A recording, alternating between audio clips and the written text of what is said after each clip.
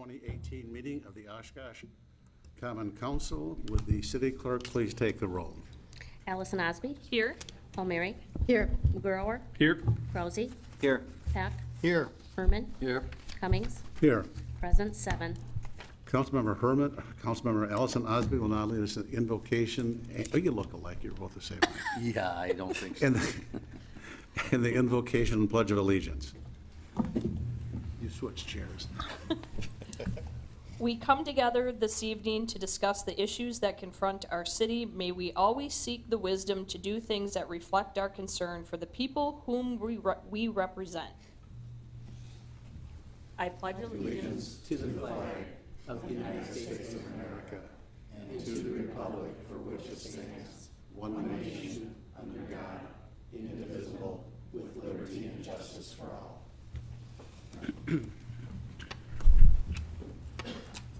Next, we have some new staff introductions. Chief Smith, you have a individual to introduce. I do. I'm happy to introduce to you our newest sergeant with the Oshkosh Police Department.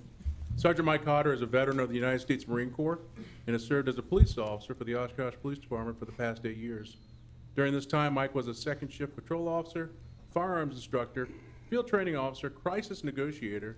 He was also a union president and member of the department's technology committee and awards committee. Mike was promoted to the rank of sergeant on February 26th of this year, and he's currently assigned to the second shift, or evening shift, in the patrol division. Really excited about the work that he's already done for us, and I know he's going to do a great job for the city moving forward. So I'd like to introduce you to Mike. Sergeant Hodder. Congratulations. Congratulations and welcome. Mr. Roloff, you have a new fire chief to introduce. Yes, we do. It's my pleasure to formally introduce to the community our new fire chief, Mike Stanley. Chief Stanley comes to us from Aurora, Colorado, where he served many years in that department, 400-member Aurora Fire Rescue Department. So he comes from an agency that has a lot of professionalism and a lot of knowledge. He rose up through the ranks in Aurora and was running the EMS division within the Aurora Fire and Rescue Department. And he comes to us with all that great experience, and we're happy to welcome here. No pressure on Chief Stanley, but he is actually the first chief we've had from outside the department, and our department historian tells me in the city's history. So he's really setting new ground after 150 years for us. So we want to welcome Chief Stanley and wish him the best. Welcome. Welcome. Welcome, Chief. Thank you. Next on the agenda is the consent agenda items. Citizen statement. I'm sorry. I was just trying to get this meeting over. It's nice out. Citizen statements to council. Pam, did we have anyone register? Yes. Fred Maston, 123 West Peckham Street, Neenah, Wisconsin.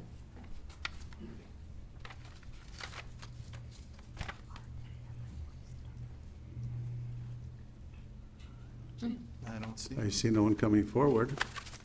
So now we'll move on to consent agenda items. These are items that are routine administrative nature that are voted on by the council in a single roll call vote. Staff recommends approval of all items. Any member of the public or common council may request that an item be removed from the consent agenda for discussion. Pam, did anyone register to speak to any of these items? I have no one registered. Thank you. I'll bring it back to council for a motion and a second. So moved. Second. Discussion. Go ahead. Deputy Mayor Palmieri. Thank you, Mayor. Yes, I'd like to pull 18, 311, I'm sorry, 310, 311, and 312 together for discussion.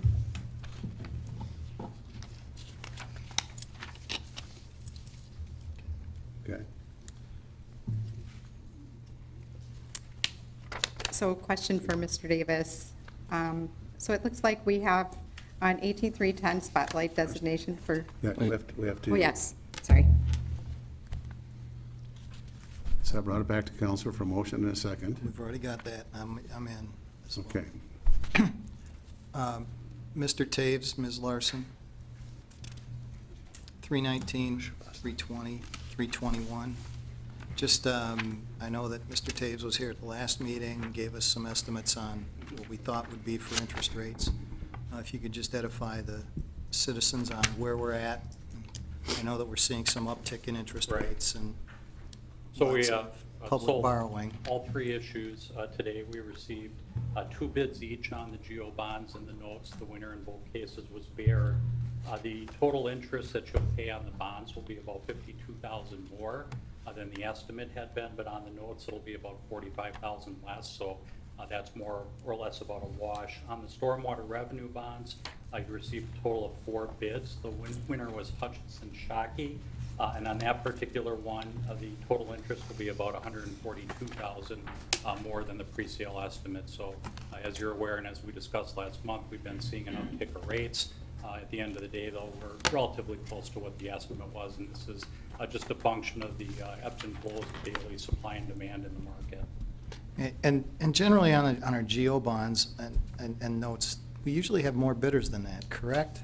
Typically, we do. I actually, for my own edification, went back and just looked at the past 5 years. And on your GO bonds, you've typically had an average of between 4 and 5 bids.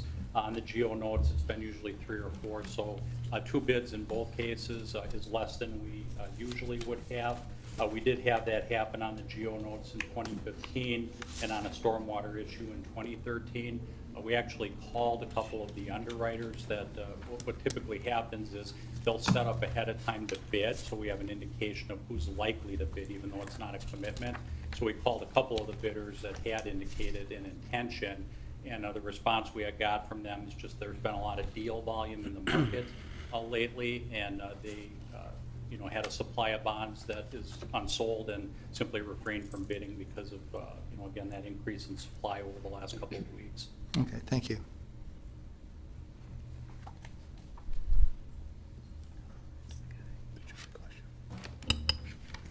Deputy Mayor Palmieri? My question relates to the 310, Correct. 311, 312, so I'm going back to that. Wait a minute, don't we want to approve the consent agendas? With- minus the 3 minus items those. pulled? Right, that's what we're, Are you pulling these items, or you just want questions? Yes, as I said, let's pull 310, 311, and 312, please. That's a motion. Do I have a second? Second. Thank you. Take the roll. Allison Osby, Aye. Palmieri, Aye. Mugrower, Aye. Rousey, Aye. Heck, aye. Herman, Aye. Cummings, Aye. carried 7.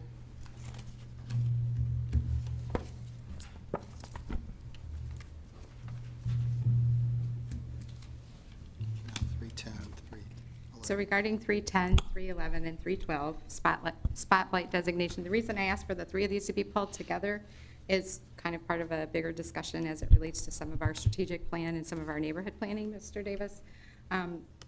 So it appears that 421 Monroe Street, first of all, I just wanted to ask, is that part of one of our existing neighborhood associations that has an active or an approved plan? I didn't bring the map with me, unfortunately. I think it's close to the South Menominee and/or River East. It's right near the corner, so Right, and I think it is close, but the question is, do Close. they have an approved neighborhood plan that this would be part of their?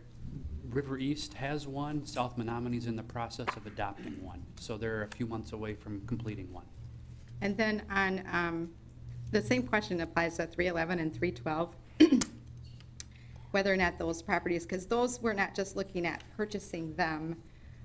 As I understand it, we're also talking about 100+ thousand in rehabilitation. And those I know are not in neighborhood associations. The properties that we've identified, we scan the entire city on a regular basis looking for potential projects. The project that's located on Rush is a little unique in that it was brought to the attention of us by the inspectors because there was a fire and it was almost totally lost on the inside, yet the outside looks pretty good. They suggested we take a look at it because it's a very good neighborhood, and this might be a good potential rehab project where we'd at least break even on the type of project that would contemplate. And we wouldn't let this property deteriorate any further. So that's why it came to the staff's attention outside a neighborhood association. The other one is actually up near the Waite Rug Factory, and the city's working closely with the housing authority to redevelop that area. And this one happened to come along at the same time that perhaps we could help that block on both ends of it, one on the south end with a single-family home and Weight Rug across the street to the north. And so is it the intention that if we approve these purchases tonight, that those CDBG funds that were identified would be used for those rehabilitation? Yes, right now, the CDBG funds, we have revolving money that's coming back that we do need to spend, and we'll be getting new money for rehabilitation. If you recall, we rehabilitated the Bowen Street property, so we need to reinvest those funds, and there's a matter of timeliness when it comes to spending that money, so we're on a lookout for projects that meet block grant requirements and can meet the city's strategic goals, and the rehabilitation and these kind of the Eastman, the one up by Weight Rug and the one on Rush kind of still meets the neighborhood goals that we have for the city. Two of them are specifically east of Main and south of Packer, which are that's always been the target area for city projects. The one on Rush is a little unique in that it's a well-established single-family neighborhood that we don't want to see that property kind of pull down the rest of the block and the rest of the neighborhood. And yes, the block grant funds to be spent would go back to the RDA once we have a better idea of how much those rehabilitation costs would be. And we work everything through the RDA so that insulates the city from any kind of liability. And the RDA is the spot blighting entity, so we have to run it through RDA. So I guess most people know that I'm a fan of revitalizing neighborhoods, and obviously we need to take care of our blight situation, but my question then falls into that greater question is if we purchase these and also commit those couple $100,000 to rehab and we just break even, does that then deny some of the neighborhood associations that do have existing plans that have not yet been implemented that money to be invested in their objectives? We still have block grant funds available. This is trying to make sure that we don't have to return any money back to the federal government. So we always have to have enough projects in the pipeline so that we use not only our new allotment, but anything that revolves back. So our number one goal is making sure we have enough projects in the pipeline so we never have to send any money back. That's the financial side to this. On the implementation side, we're very particular when it comes to projects that they have to have an impact on the positive impact on the neighborhood. Sometimes we find that the neighborhood associations, we don't have a neighborhood association for every block of the city at this point in time. We do try to concentrate east of Main and south of Packer, but sometimes we do find a project that still fits the city's strategic goals in some of those neighborhoods. Even on the south side where we have only one or two neighborhood associations, but we still spend quite a few block grant dollars in those areas because they're still low and moderate income, and all these projects benefit low and moderate income individuals. And just the last question regarding that then, does the RDA have a strategy for what they will be doing with these scattered sites, or is it just opportunity-based? I would say in general terms, they have a sketch of it's got to be financially, they're very strict as to we're only going to be purchasing or getting donations that we can basically get 50 cents on the dollar on the acquisition cost, because that gives us the best opportunity to recover all our costs. And then based on our experience, it's about $100,000 depending on the market for that neighborhood that we'd put into the property, so we can recover all those funds. The RDA is very strict that they do not want to lose money on any projects. It's kind of a different kind of system where it's more of a financial decision rather than strictly a neighborhood impact decision. It has a neighborhood impact, but I think they're watching the dollars and cents more so than anything else, if I was going to speak for the RDA. How can you do that? How can you speak for them? Just a question. If you wish to speak, you'll have to sign up with the officer. I thought I did that already. This is the gentleman that I called out for the citizen statement. Oh, okay. Thank you, Mr. Davis.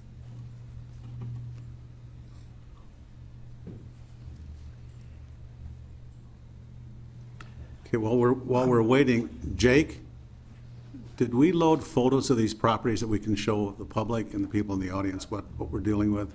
Did you show those now?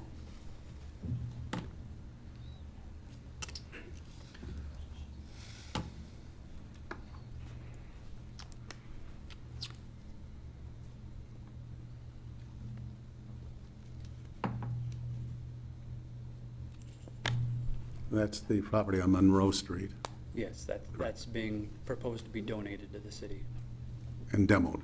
and demoed, yes. It was once a nice duplex, or nice flat. Yes, and it's a big enough lot that could be redeveloped.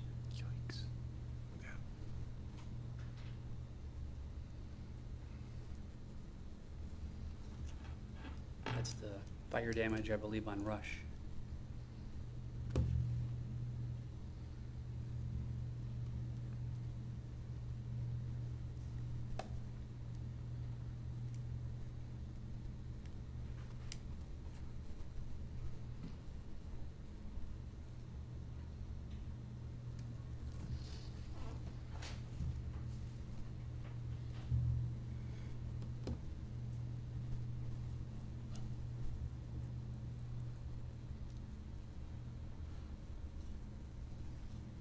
And this is the property on Eastman. Yes.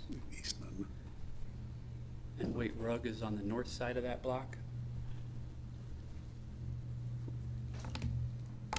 And unfortunately, this one already was on our code enforcement list for violations. That's what really brought it to the city's attention originally.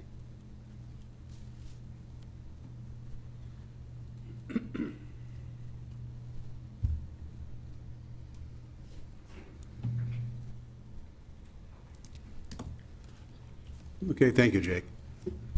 Pam, now this individual had signed up to speak. He registered to speak at citizen statements, but I'm under the impression he wants to speak to this resolution. Yes. Matt, did he give you his information? You haven't filled out, because you already signed up for that. He signed up for citizen statements. We have all the information. Okay, that's fine. So we'll allow him to speak at this point. It's up to you. Now it's already, I'm afraid I've already forgotten some of the things, the questions that I was gonna say. Unfortunately, that is very unfortunate, because I think they're great questions, and I guess, it was very, apparent in my life. And I'm Would you sure please others- step to the microphone? Unfortunately, I've already forgotten my question, which happens a lot. I'm sure a lot of you guys can relate to that as well. I'm sure that's why you asked the questions right away. And being a part of the community, I feel that we should be able to kind of really ask the same questions as the deputy mayor or the one of the council members or the city manager, for example.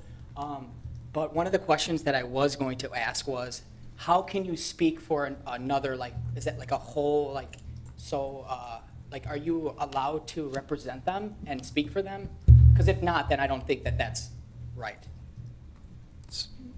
Speak for. To speak on behalf, like you said, that's me speaking on the behalf of the RDA or something like that? Are you in opposition of one of these houses being taken over, or do you have a personal interest in one of them? Sure, I have personal interest, I think, in all of them, or in the entire community. I wouldn't be sitting here right now if I didn't. I think, like, those houses and that part of the community, I should say, isn't the community. We are all the community here. And I think the bigger question is kind of along, what if that stuff isn't there, right, tomorrow, let's just say. So maybe we're kind of looking at the wrong picture here. Maybe let's try to preserve the earth. Let's maybe start thinking about how we're going to solve this recycling problem, or how we're going to fund by promoting and awareness, being proactive in the community, also being positive, things like that. I think that's very important for our future, which is me, which is my child, which is all of our children. We're all kind of children, are we not?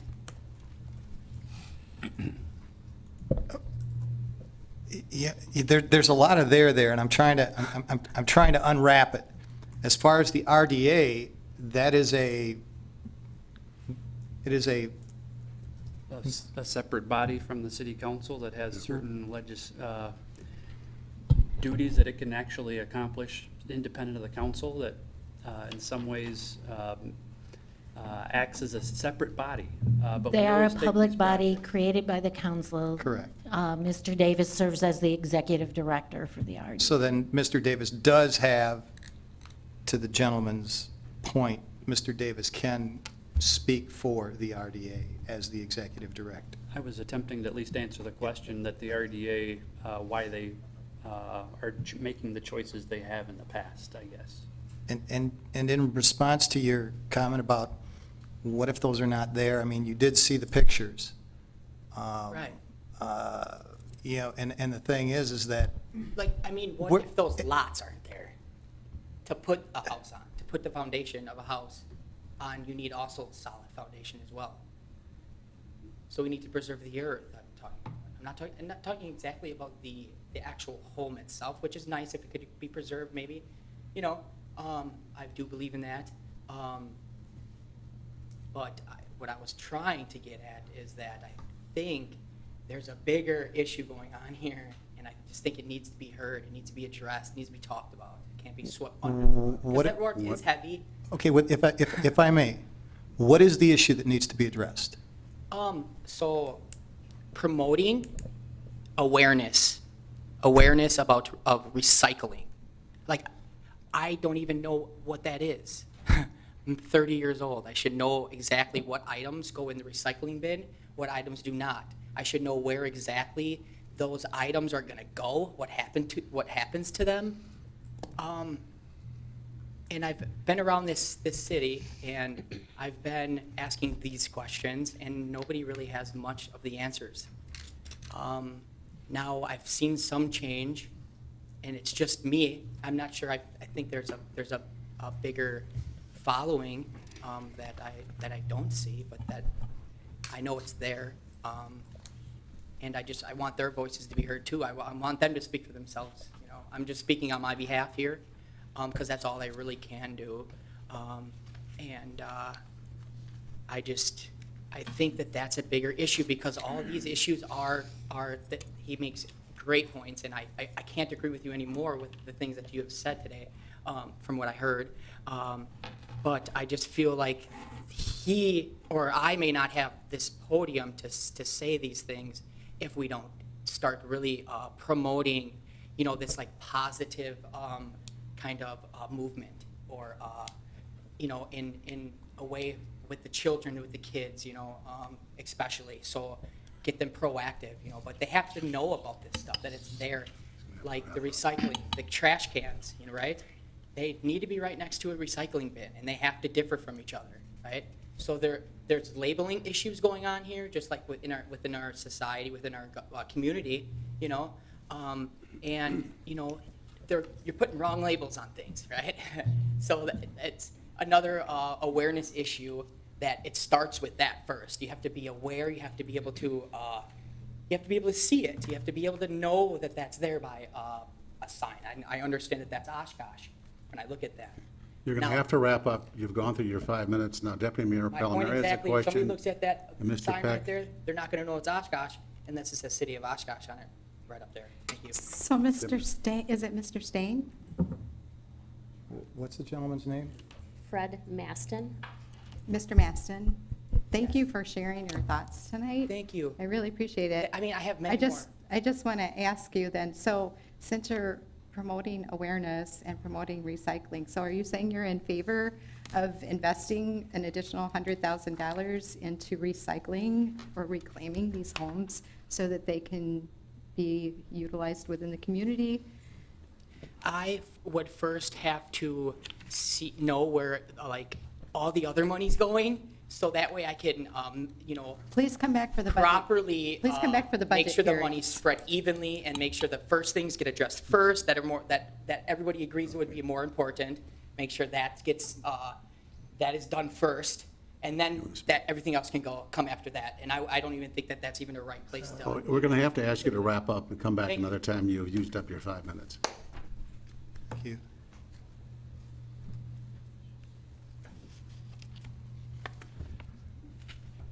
Does council have any further discussion on these two items?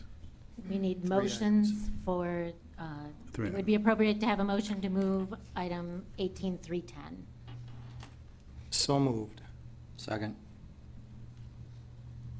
Discussion. Discussion? Okay. Would you take the roll? Allison Osby, Aye. Palmieri, Aye. Mugrower, Aye. Rousey, Aye. Pack, Aye. Herman, Aye. Cummings, Aye. carried 7. Move 311. Second. Discussion? Please take the roll. Allison Osby, Aye. Palmieri, Aye. Mugrower, Aye. Rousey, Aye. Pack, Aye. Herman, Aye. Cummings, Aye. carried 7. Move 312. Second. Discussion? Deputy Mayor Palmieri? Thank you, Mayor. I'm just going to say that because we're talking about committing this additional $100,000 on this, and there was further notes within the memorandum about committing to development and working with GoHNI on this and meeting their criteria, but it didn't sound like it was quite ripe. I won't be supporting 312. Mr. Davis, you want to say something?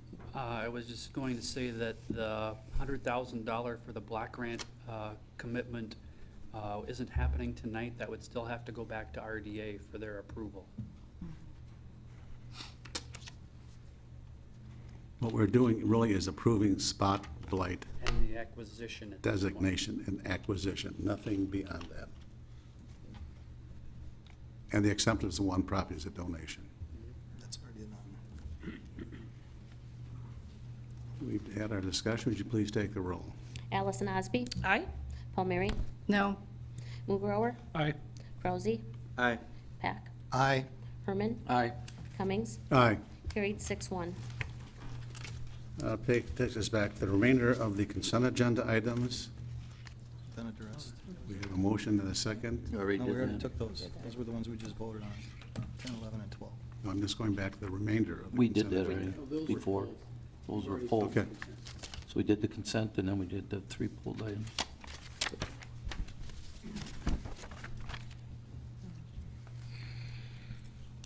We have new resolutions. The first is Resolution 18-327, approve conditional use permit and specific implementation plan for fuel station and convenience store, northeast corner of Oshkosh Avenue and North Westfield Street. Plan Commission recommends approval. Pam? Yes, we have several. The first gentleman is Jason White, 1204 Fairfax Street. Gentleman on deck is Gary Gray.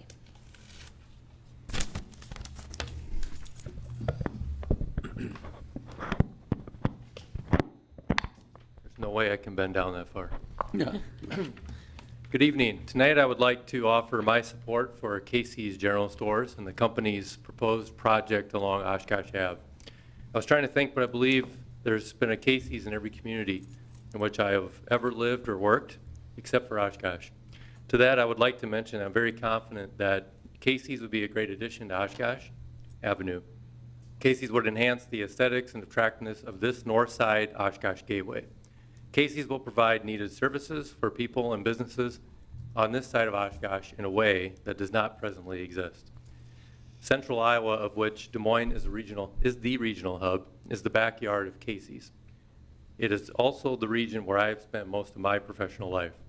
The Des Moines region has an economic base much different than Oshkosh's, much finance and insurance, very little manufacturing. As a high-growth area, West Des Moines is probably one of the most stringent cities in which I have lived regarding quality of design in their developments. Wells Fargo is the Des Moines Metro's largest employer with over 10,000 workers and maintains its residential lending headquarters in West Des Moines. Wells Fargo opened a $100 million wing in their West Des Moines location in 2015. 1 mile from this Wells Fargo campus is a Casey's store.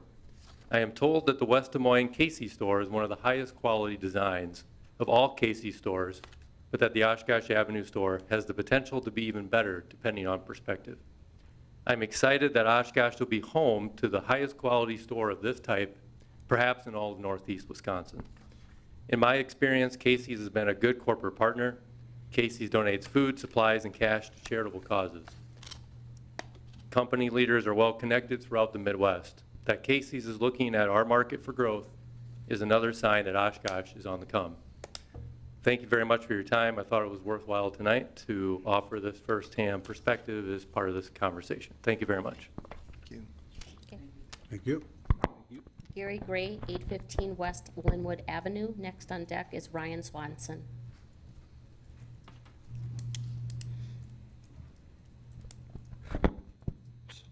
Good evening. I was interested in looking at this resolution because of the specific issue. My comments are not in favor of the commission's recommendations or against the commission recommendations. My questions include, are there any regulations or requirements that are controllable by the city that would help prevent or limit brownfield impacts on the site? And if there are such regulations, what are they briefly? Mr. Davis? If you're asking if the city has any environmental ordinances that are above and beyond the states when it comes to underground storage tanks, we do not have anything that is more stringent than the state when it comes to underground storage tanks. Okay, thank you. Okay, Ryan Swanson, 5291 Zenith Parkway, Loves Park, Illinois. Thank you very much. My name is Ryan Swanson. I'm with ARC Design Resources. We were the project engineers and a project manager with ARC here on behalf of Casey's. And our teams worked very hard to create a high-quality development for this new redevelopment district. I think that's evidenced both in the site plan, landscaping, those amenities, as well as the building and the building architecture. Just as a brief history, I think Casey started discussing the project with the developer slash seller for about 2 years ago, approximately.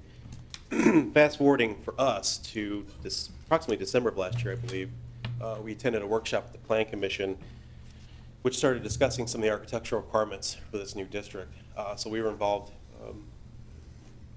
I'm very happy to be involved with that, offering some input there. Again, fast forwarding to the last few months, we've been working with staff on trying to fine-tune the architecture, which has many upgrades, in both the materials and look, trying to get something that was appropriate for the corner as well as the overall district. A couple of the site plan changes we ended up making through the process, the building turned, the whole site essentially turned, essentially to face north, where the building created a little more pedestrian-friendly look on the corner, and the canopy was put behind the building. Some upgraded landscaping, things like that fell in line with the new code.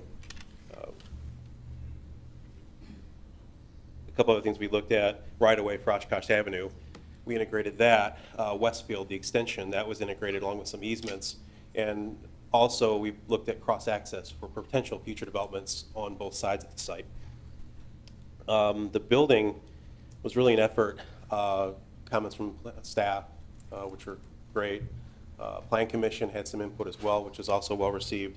And we think, again, we've implemented those things for very high quality development. So I'm here to answer really any questions you all may have. I can address the gentleman's question that was just mentioned. The federal level and especially the state level regulates the underground storage of fuel very highly. Casey's follows all applicable codes, regulations. The tanks are double wall fiberglass with sensors in that void area to detect moisture coming in or fuel getting out in terms of vapors or liquids. There's other containment systems built into the pumps, cutoffs, shutoffs, things like that. So beyond that, I'm happy to answer any of the questions that y'all may have. Okay, back to the council. Pam, is there anyone else that wishes to speak to this? No one else is registered. Bring it back to the council for a discussion. Well, we need to move it. I'll move it. Oh, that's right. Second. Discussion. Deputy Mayor Palmieri. Thanks for the information there. I just have one question, and that is, in looking at the front elevation for the Jackson Street proposed Casey's and the front elevation for proposed Oshkosh Avenue site, They're distinctly different, right? Correct. Do we have the photos, Jake? Yeah, okay. I guess my only question is, was it at Plan Commission's direction to, I guess, on the Jackson Street building, reduce the number of windows? It appears to have significantly fewer windows. What, can everybody hear me? Okay. I'm not as tall, but really what you see here is a kind of a combination of code issues while trying to maintain branding, in my opinion. The new corporate business park zoning really set the standard in terms of the architecture for the Oshkosh Avenue site. The other store on Jackson met codes. There, it has the brick and the stone, as does the one on the bottom, but the red, which is a preferred branding element now, as well as that look was on all three sides of those materials. So that code, particular code required high-quality materials, which I believe we exceeded in terms of percentage. But really, that is the preferred branding, the flat roof, the red. Whether you like it or not, that's what they prefer in terms of the branding and the look. What the other site did was take those codes and try to best interpret those and keep as much branding as we could. So what you see is the hip roof. That store also has entry in the front and back, which lends itself to some differences naturally.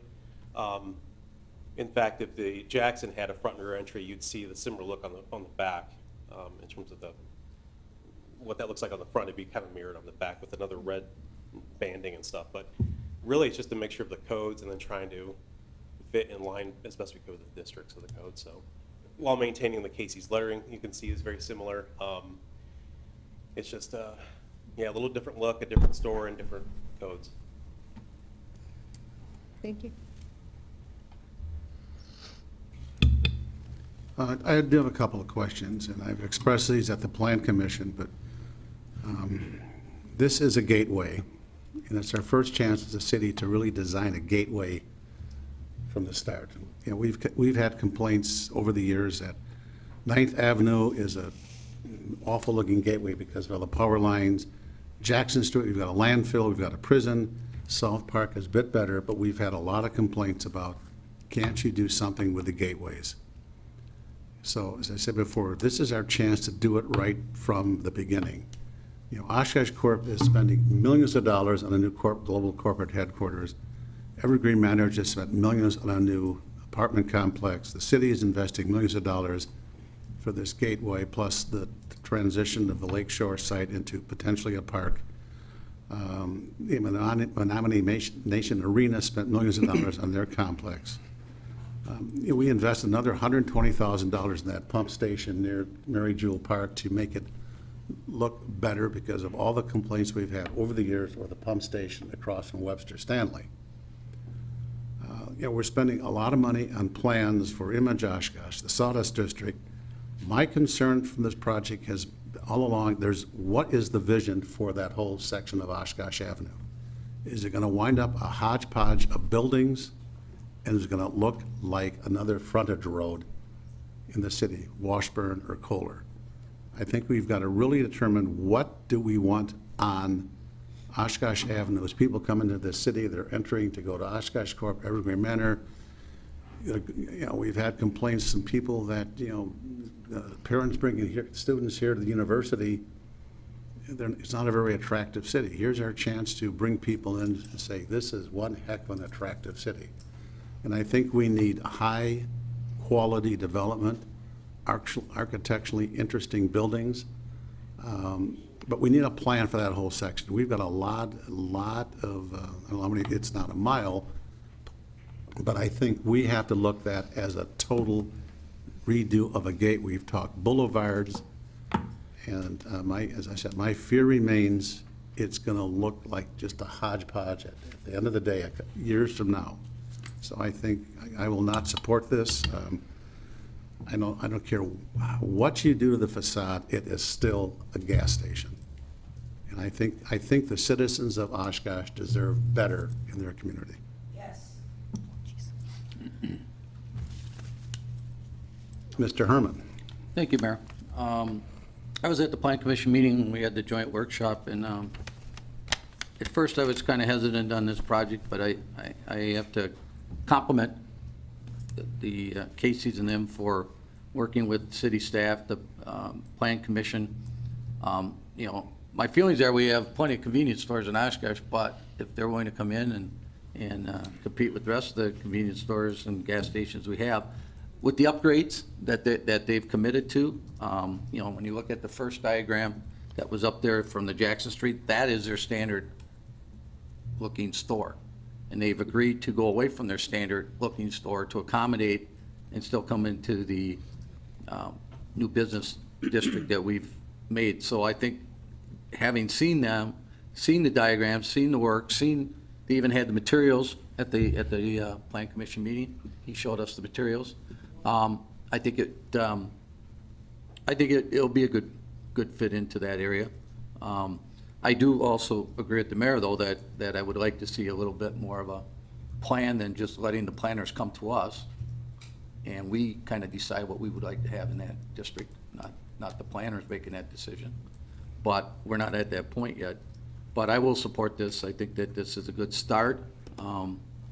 Hopefully that will continue to get more of the upscale businesses in that area. And I know that there's a lot of businesses that want to come in that area, I'm sure, with Oshkosh Corp being built right there. So I will be supporting it. Thank you. Mr. Peck. Thank you, Mr. Mayor.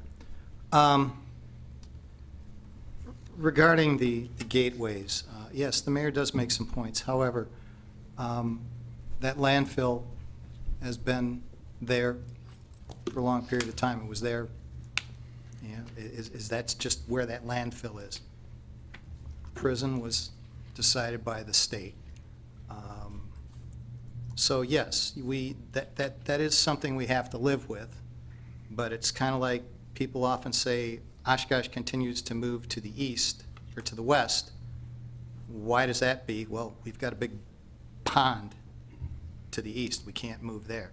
There's things that we have to take that were given to us, and we have to work with them and deal with them. The idea of the city, while yes, we have a part in economic development, it is not up to us to dictate economic development. It is us to partner with economic development. And what I see here is a partnership for economic development. The city set a bar. The mayor led that charge and said that we need to have higher standards. Casey has met those higher standards and actually exceeded those standards. So there is that partnership. Now, if this body wants to get into economic planning and economic development, well, let's have at it. And let's come up with that plan that everyone talks about. Excuse me, sir. Excuse me. Sir, excuse me.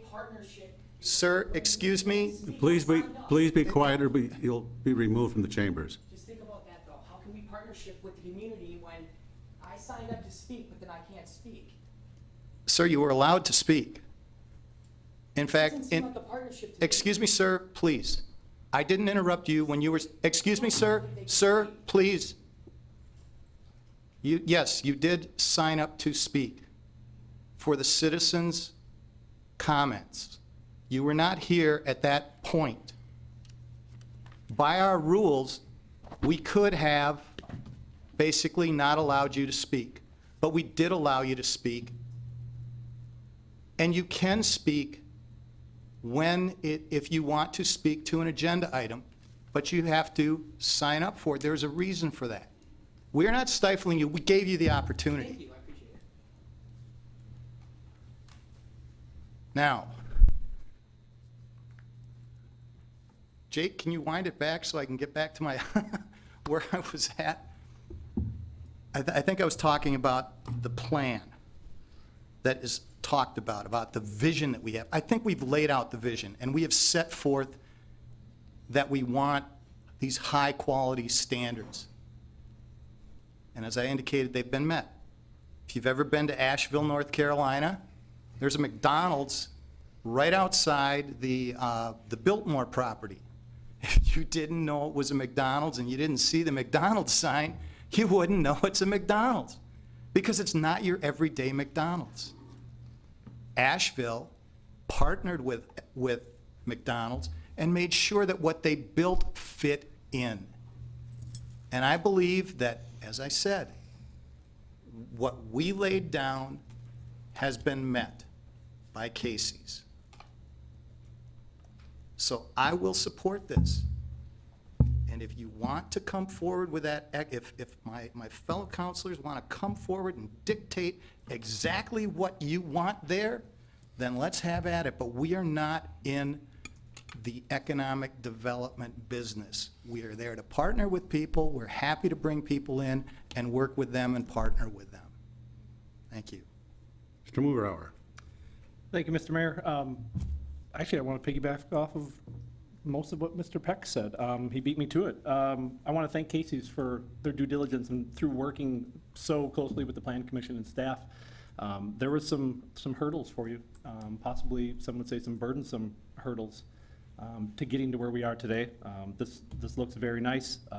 I can make some assumptions as to the cost increase that Casey's will incur because of these architectural standard upgrades, and it does set a high bar, and I'm appreciative of that, because we only get to do it once, and I do completely understand that, but we don't set,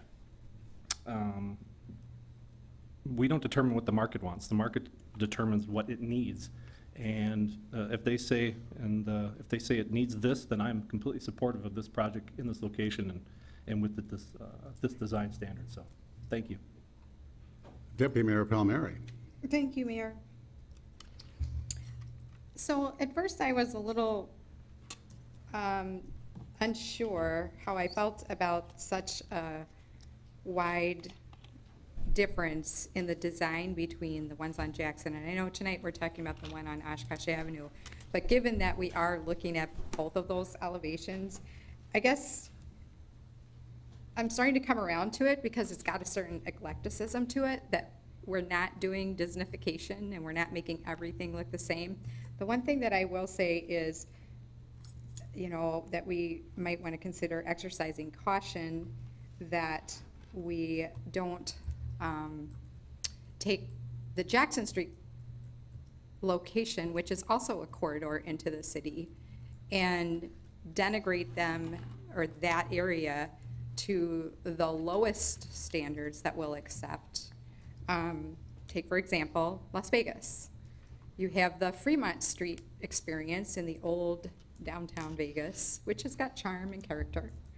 But then out on the Strip, you got the slick design stuff that's maybe, you know, the Venetian, which is where I spent my wedding. But in any event, I would caution that we don't end up settling for the lowest standards along these other corridors. We do have corridor plans. So I will be supporting this, because I think it's charming, and it does give us that less homogenized, everything looking the same than every other city.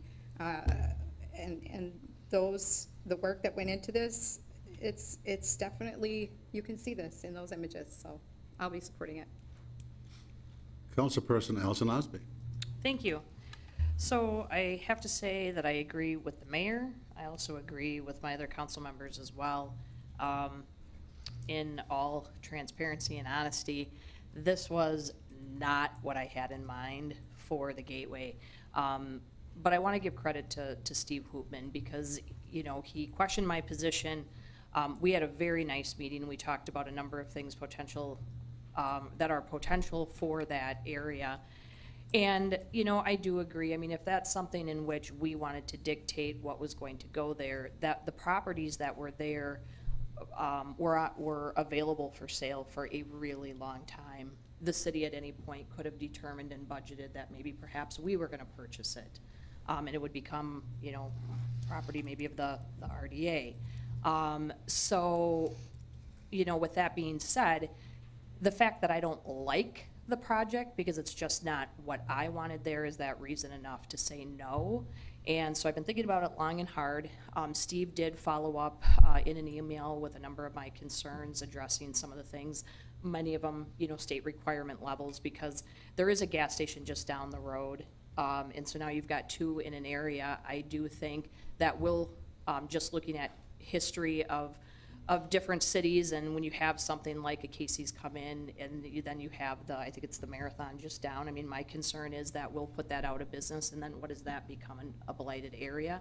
We don't know. I don't know. I don't have a crystal ball. But again, just because it's not my favorite project, I don't think that's a reason for me to say no. And to what Ms. Palmieri said, and to what Mr. Peck said, certainly we did ask for things, and you did accommodate that.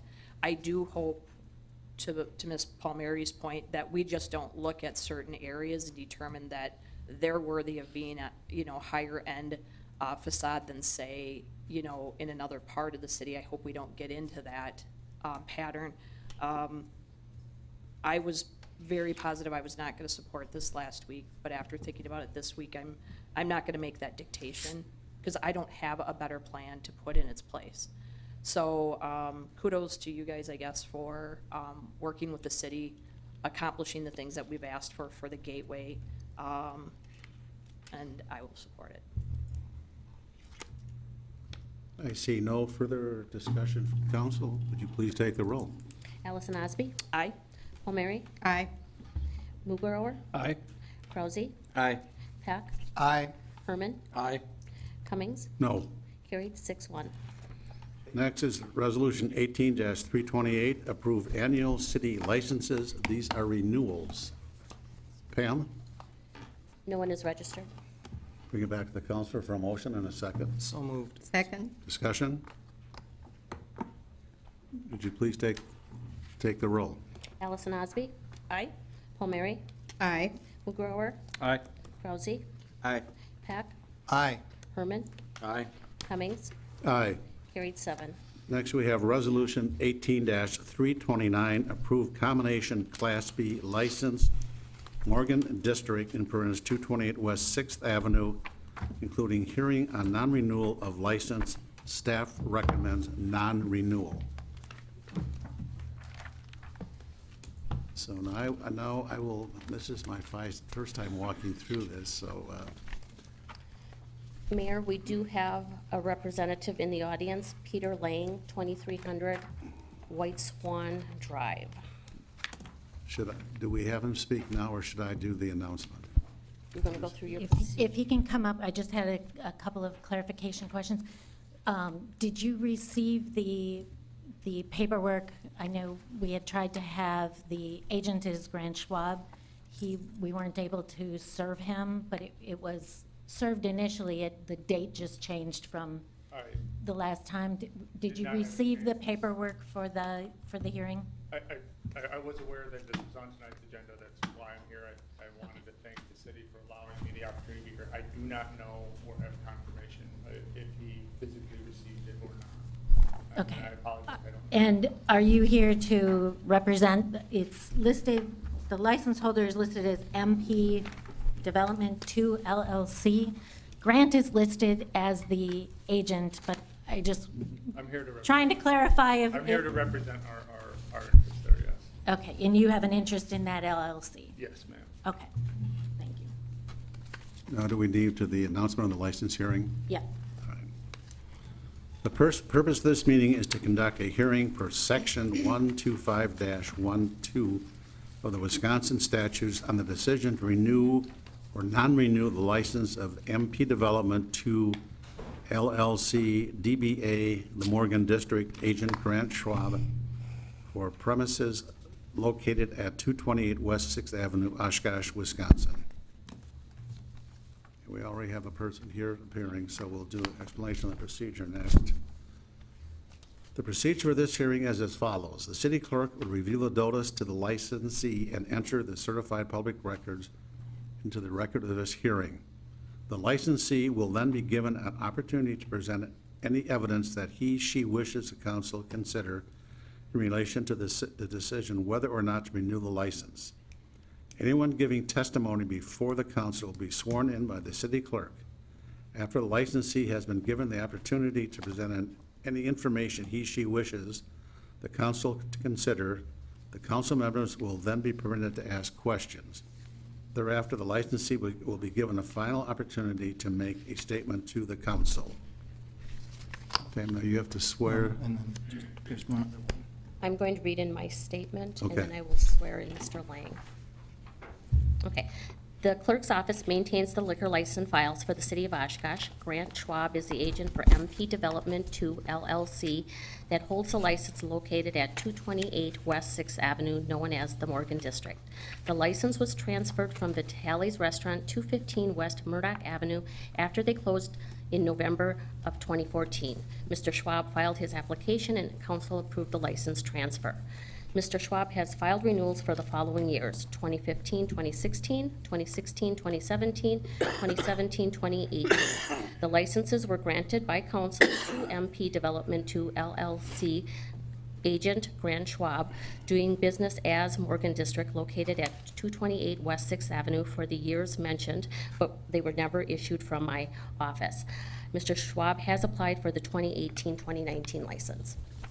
And just to clarify, in the council packets was all of the supporting documentation and an affidavit from the city clerk indicating that those were the official records from her office. Okay, thank you.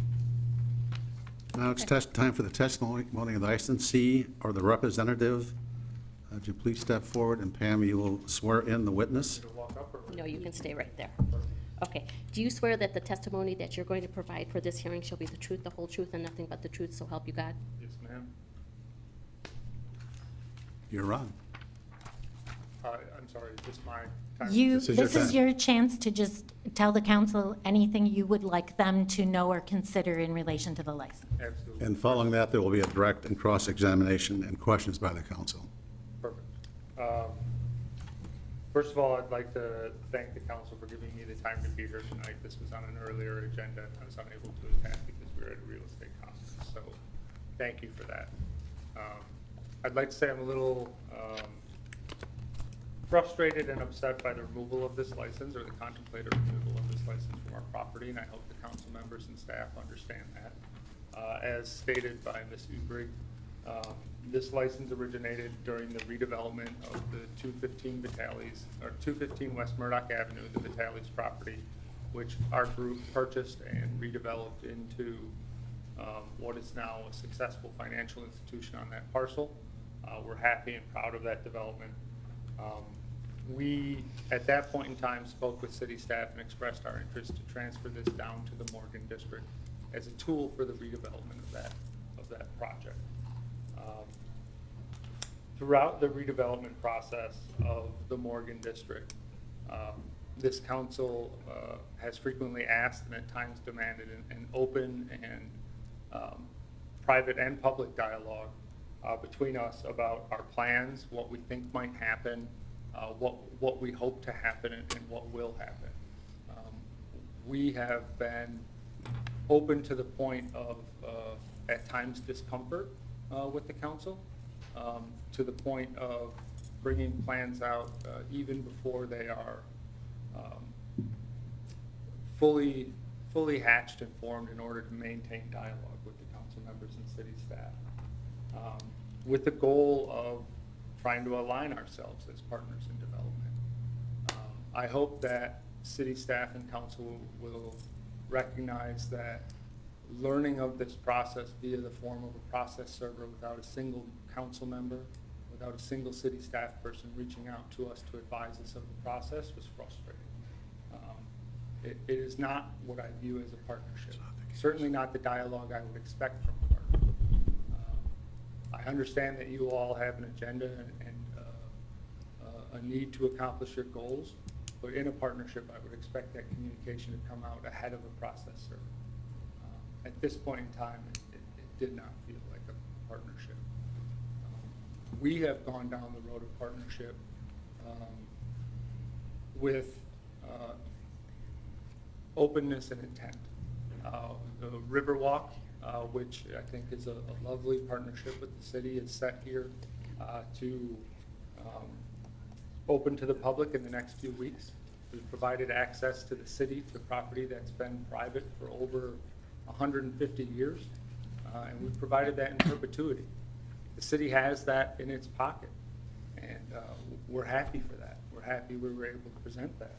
So to have this come back in this fashion is frustrating to our development group, and it sets a tone and tenor for a relationship of a partnership that's displeasing to us.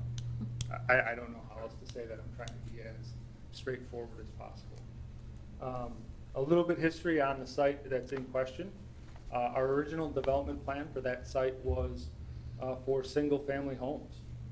When we presented that to the city initially, city staff indicated that they wouldn't support that development and asked us to realign that development to denser multifamily. We've changed our development plans to honor and respond to city requests and input. And we transferred this license down there with the hope of using it as a tool in that redevelopment. And I know everyone on council wants to see development there. We want to see development there. We're working diligently towards it. To that end, we had conversations with many of you last summer as our site was under contract for someone who was looking at it as an office user. I think we acknowledged at that point in time that that consideration and that opportunity would leave us in a position that would put our existing plans, which we had rolled out in public, in jeopardy while we considered what would be a boon to the neighborhood, several hundred jobs and a redeveloped site across all 23 acres. We thought that was a positive risk.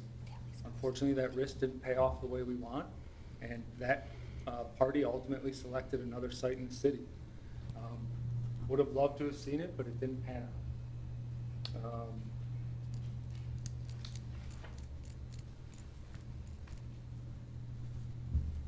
Pardon me, I'm sorry. I put my thoughts together as I was in a car driving down here. So, at the end of the day, the removal of this liquor license from this parcel, a key parcel in the city, 23 acres of lakefront or riverfront, removes a tool from our development framework. I realize there's a process for us to come back. The nature of that is that it opens up the development to a delay or a process. It doesn't allow us to be as nimble as we go through and try and secure redevelopment for the parcel. We're moving ahead with apartment plans. We're working diligently to try and make sure we have our market and our study, and that we're developing a plan that we think we can lease out at a rate that's going to fill in the city. We're excited for the parcel. We still want to be partners. I hope that staff and council take away that there's a better process when this does occur. And I'd ask you to understand that. At this point in time, I think I've hit my high points. I'm sure there's one or two I'll remember, but I welcome questions, and if I can answer any questions, I'll be happy. All right, bring it back to council for questions. Mr. Peck. Thank you, Mr. Mayor. Mr. Lang, related to changing to developing an office complex, did the city make you do that? To develop the office complex? Yes. Or did you take that upon yourself? Did the city direct you to change your plans? The city staff directed us that multifamily, No, or no, single-family residential would not fit. Excuse me. And they No, asked us to, The question was related to not that change, but your offer to pursue an office development no, a year that ago. was Did the, our- did the that- city, that was our- did that the was- city change that for you? They did not. Okay. You do understand that there's a legal process that has to be followed, i.e. the being served. Sure. You have been aware that this license has been under review and has been questioned for several years, correct? Yes, sir. And we've been present for that dialogue and have come forward many times to meet with you. So then, saying that you weren't aware of the process is a rather specious argument, correct? Or could be questioned. I disagree with that statement. I am aware that the city wanted to see development there and that they wanted to see the license utilized. Okay. I certainly could have taken the wherewithal to put in a temporary permit or to take a technical assessment in order to put the license in use, but that's not our goal. And we tried to be open and honest with the council about what our goal was to have this as a tool for the development of that parcel. Okay, I'm going to read from the proceedings of the Common Council, May 9th, 2017. Peter Lang, 2300 White Swan Drive, stated he was present as a representative for Morgan District. He explained they were currently working to secure a tenant mix to proceed with the project and believed maintaining a bar restaurant as part of the mixed-use development. Then it goes on. Councilmember Peck stated the license had been dormant for nearly 3 years since November of 2014. Mr. Lang stated that demolition of the property that had been located on the site had been a large project.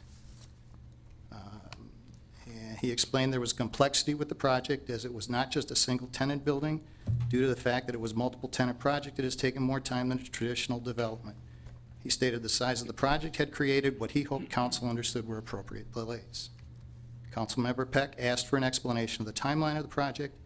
Mr. Lang explained he would have liked to have started construction this year, which would have been 2017, and hoped to begin construction next year. I will, at this point, will you begin construction this year? We currently have a GDP plan in.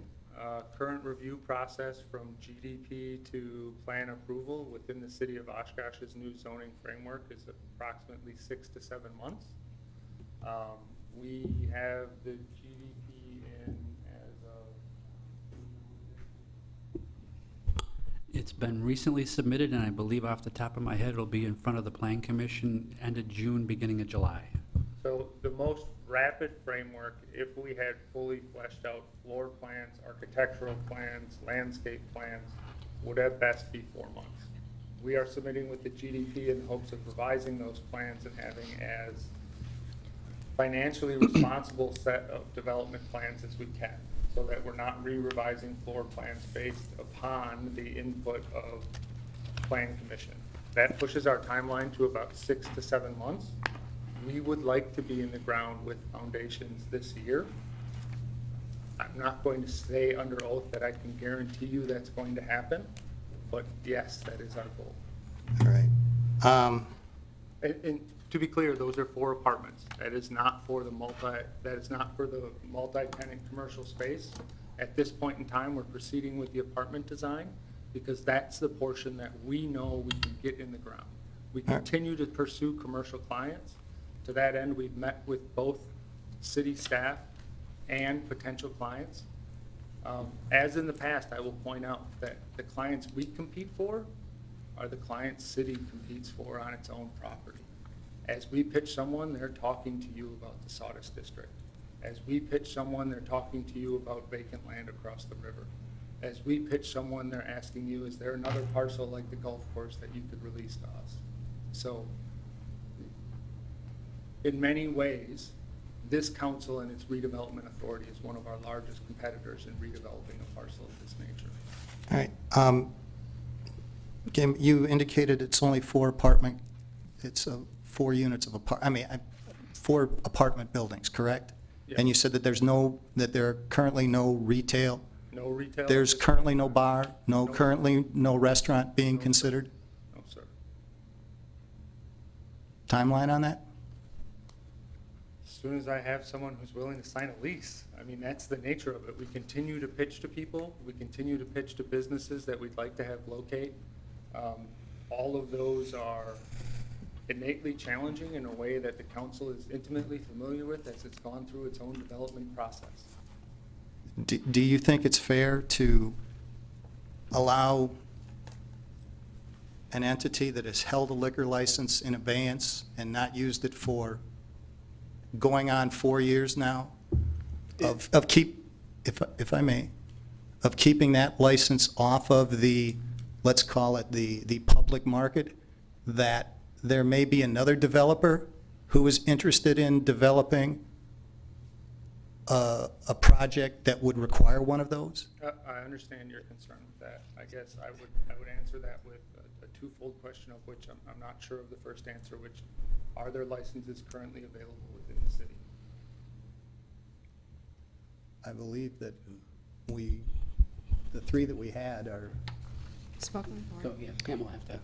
Yes, we do have licenses. We have Reps Bar, and then Robbins, that was voted down last council meeting. Right. And then we have the 2 in the Sawdust District, Which were those were from the special. the Economic Premier. All right, yeah, So we, if I can answer the second part of that, I would view our parcel, which is similar in size, geography, and location to the license that was held for 7 or 8 years across the river as the city pursued development in the Marion Road District. okay. And that would be the consideration I'm asking for. We've been straightforward about what our goal is with it. We Okay. haven't played games. We've tried to be honest with you all about what our goal is for this development. And I'm not saying that you haven't been honest with us, but what I am hearing is 3 years ago, we heard, we need this, we've got something coming, give us a chance. 2 years ago, we need this, we've got something coming, give us a chance. A year ago, we need this, we've got something coming, give us a chance. This year, we need this, we've got something coming, give us a chance. We continue to work on the site. I will I'm- wholly commit to the fact that we do not currently have a user for the liquor license. I will not put that in question at all. And- What we have stated from the beginning, and I will take slight issue with the statement, 2 years ago, yes, we thought we had a user for it, and we diligently pursued that. We put that on the shelf for a large office user that was seeking a development in the Oshkosh area. They ultimately selected another site. We recognized the risks at that time, and in conversations, private conversations with all council members who were on the council at that time, we were very open and honest about what that opportunity was.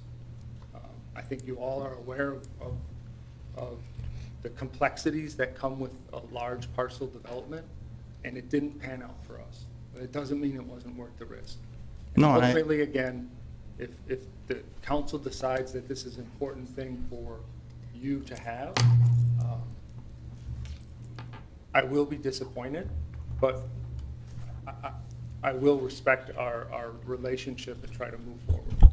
But if should the count, there are, 2 licenses available now, and if this should not be, if this license should be revoked, that then makes 3.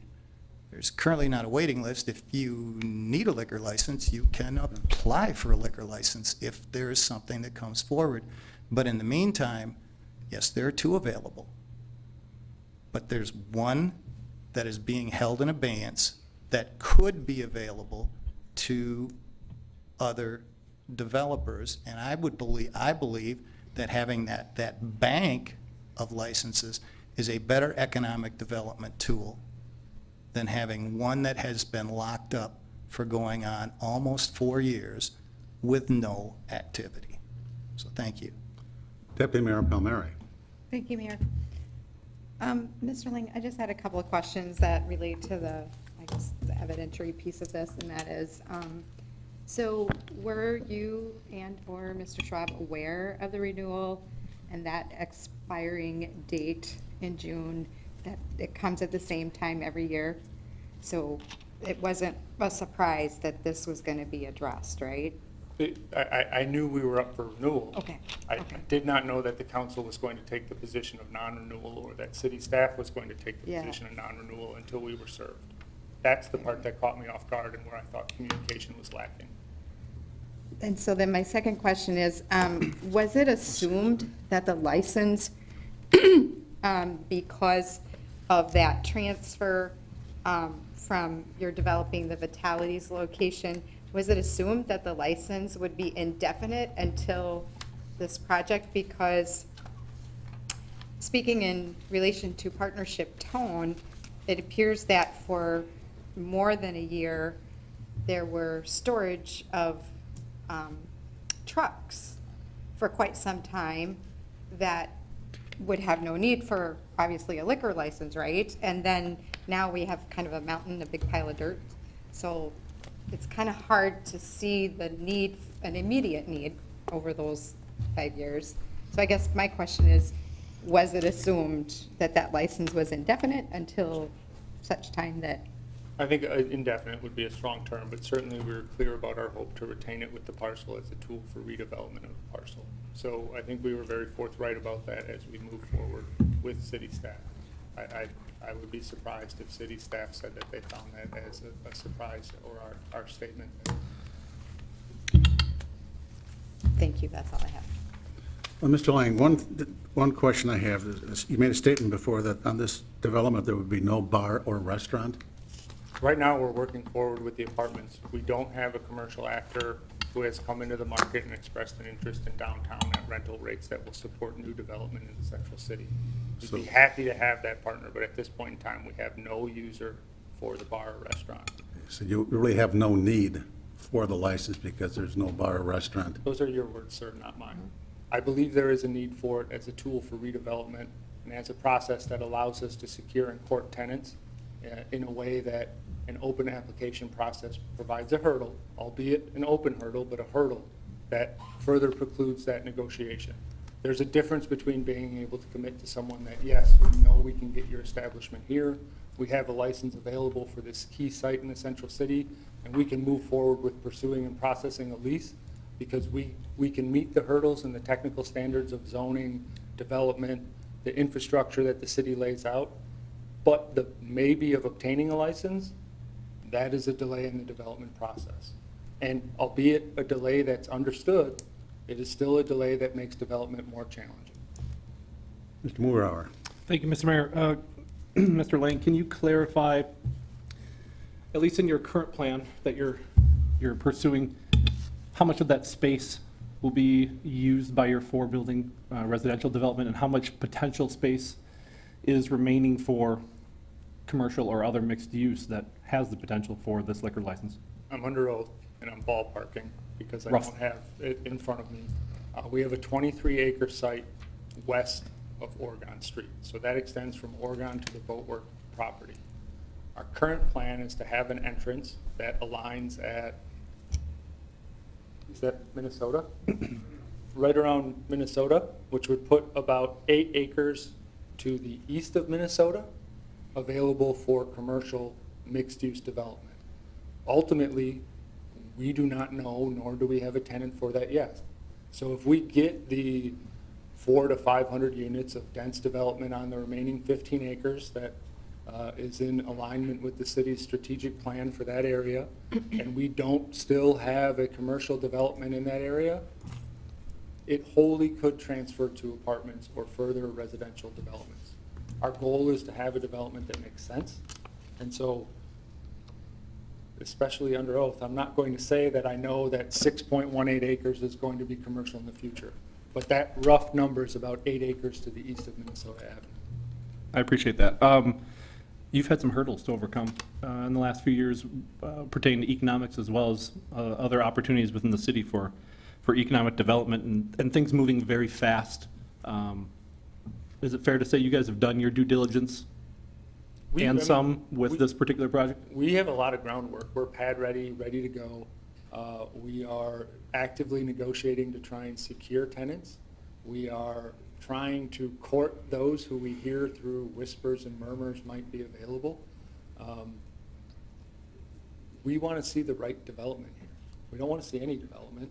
We want to see the right development. So we continue to meet with people. I mean, from a personal perspective, personally, I'm heavily invested in the South Shore. The block across from the granary, I have more money than I probably feel comfortable in that block, but I do, right? So I'm invested in the success of the South Shore. Part of that is that I believe we're going to be successful on this property. Do I wish it already would have happened? Yes. And there have been challenges along the way. But frankly, the economics in the central city can be challenging. The rents are a quarter of what they are on the highway. We've been a successful, and we are a successful developer of retail space. The pitch doesn't go the same way for a central city site. You have to have somebody who's passionate about the city, who sees the buildings that are the build that is on the way. We're making progress, but we're not entirely there. So you have to be someone who's a partner in that development from a tenant side. That probably means it's a local partner who's going to be the person who creates that impetus. We're beating the drum to try and find it. Thank you. Mr. Peck? Thank you, Mr. Mayor. Grocery store, what happened? We put it on hold while we tried to sell to a large office user. The economics that they were bringing to the table left a bit of heartburn. Okay. The economics that were on the table left a little heartburn. Okay. Yeah, and I to echo what Mr. Mugarauer said, yeah, I mean, I do understand there's been some economic issues, and I know that we were in a down market for a period of time. One question for you is related to, and the city does appreciate the easement on the Riverwalk, but does the investment that the city made into that, does that also Incredibly helpful. We help appreciate the co-investment. benefits your, Yeah, so but- the city? But we also gave the most valuable asset Okay. that we had in the riverfront in order to allow that to happen. But, so there was a partnership there. There was a partnership, Okay, yes. all right. Just wanted to make sure that was clear. And I do believe that the city also worked with you related to the bridge development. Without a doubt. Again, partnership, working together. So, all right, I just wanted to clarify that, so, all right, thank you. Councilmember Ellison Osby? Thank you. So, Mr. Link, when I look at, what we're trying to do in the central city, I mean, I never want to take a tool out of a toolbox when we're trying to develop. However, I was surprised by your intro and your approach to it. Because how I feel, if we're being transparent and being honest, then I'm going to be honest with you as well, is that when you guys purchase property that's right on the river and is in part of the central city, which is a part of multiple plans, you're open for speculation, criticism, a number of things. No different than when we run for council. What we do is incredibly invasive at times into our lives. So when you purchase a property that's right there, I don't know that you would expect, or anybody would expect, anything different than for public opinion to impact council and therefore have to ask some tough questions. So I think that's just part of where you purchase the property. And to Mr. Peck's point, yes, the easement did take right on the river. However, if it was your own development, you had to pay out of your pocket. That would have been a significant investment that you either would have had to raise equity or investors for, or you would have had to take out a bank loan. So I do agree that I think was a very fair partnership. I know I was incredibly grateful that you guys were willing to give the easement, but I really genuinely feel that Riverwalk, no matter what happens there, is a tool back in your toolbox. So, again, it's kind of, for those of us that have been on, we've heard it's been year to year to year to year. So, like I said, I'm surprised at your approach to how you wanted to handle this, because I kind of feel like because nothing was done within the last year, that somehow that has become staff's fault and our fault. That staff then now is recommending to council that we take that liquor license away. But again, just because I don't like it, I don't think is a reason. I'm willing to give you guys another year, because here's the deal. I mean, as well as I know, interest rates are rising. So, I mean, I hope that you guys are able to do something or have a tenant, because just like we just issued a bond right now, anything regarding bond rates, commercial loans, anything like that is going to cost more, and it's only going to, I personally think, get worse. So if you're going to do something, I genuinely hope that it's this year and not 2, 3, and 4 years, because I don't think that this council ever intends to let a liquor license go 7 years again.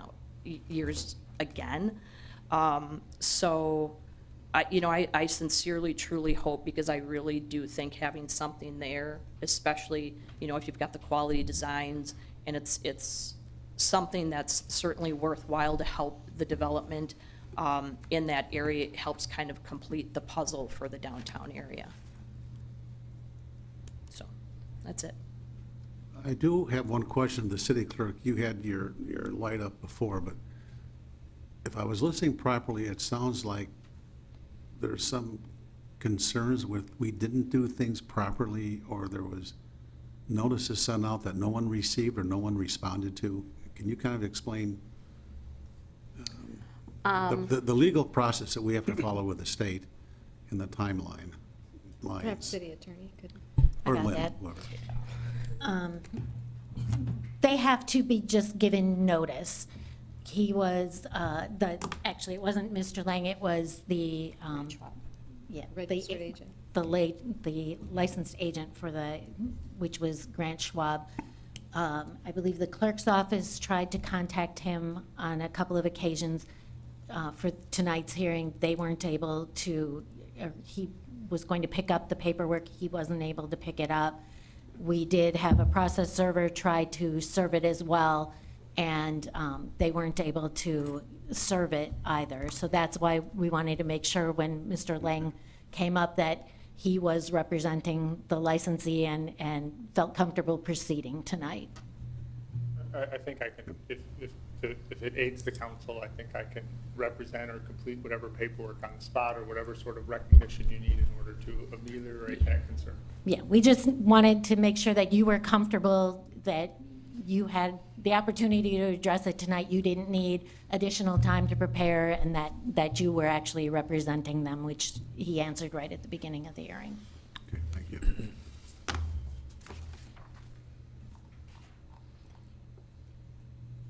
If there are no further questions from council, I guess at the point, at least the rules here say the final statement by the licensee, if you want to say anything more before we go into the deliberations, please do so now. Again, I just appreciate the council's earnest consideration. I thank you all for your time. I think we're good, and I appreciate you guys allowing me to be here. I appreciate all of you allowing me to be here tonight. All right, at this point, I would declare the hearing closed.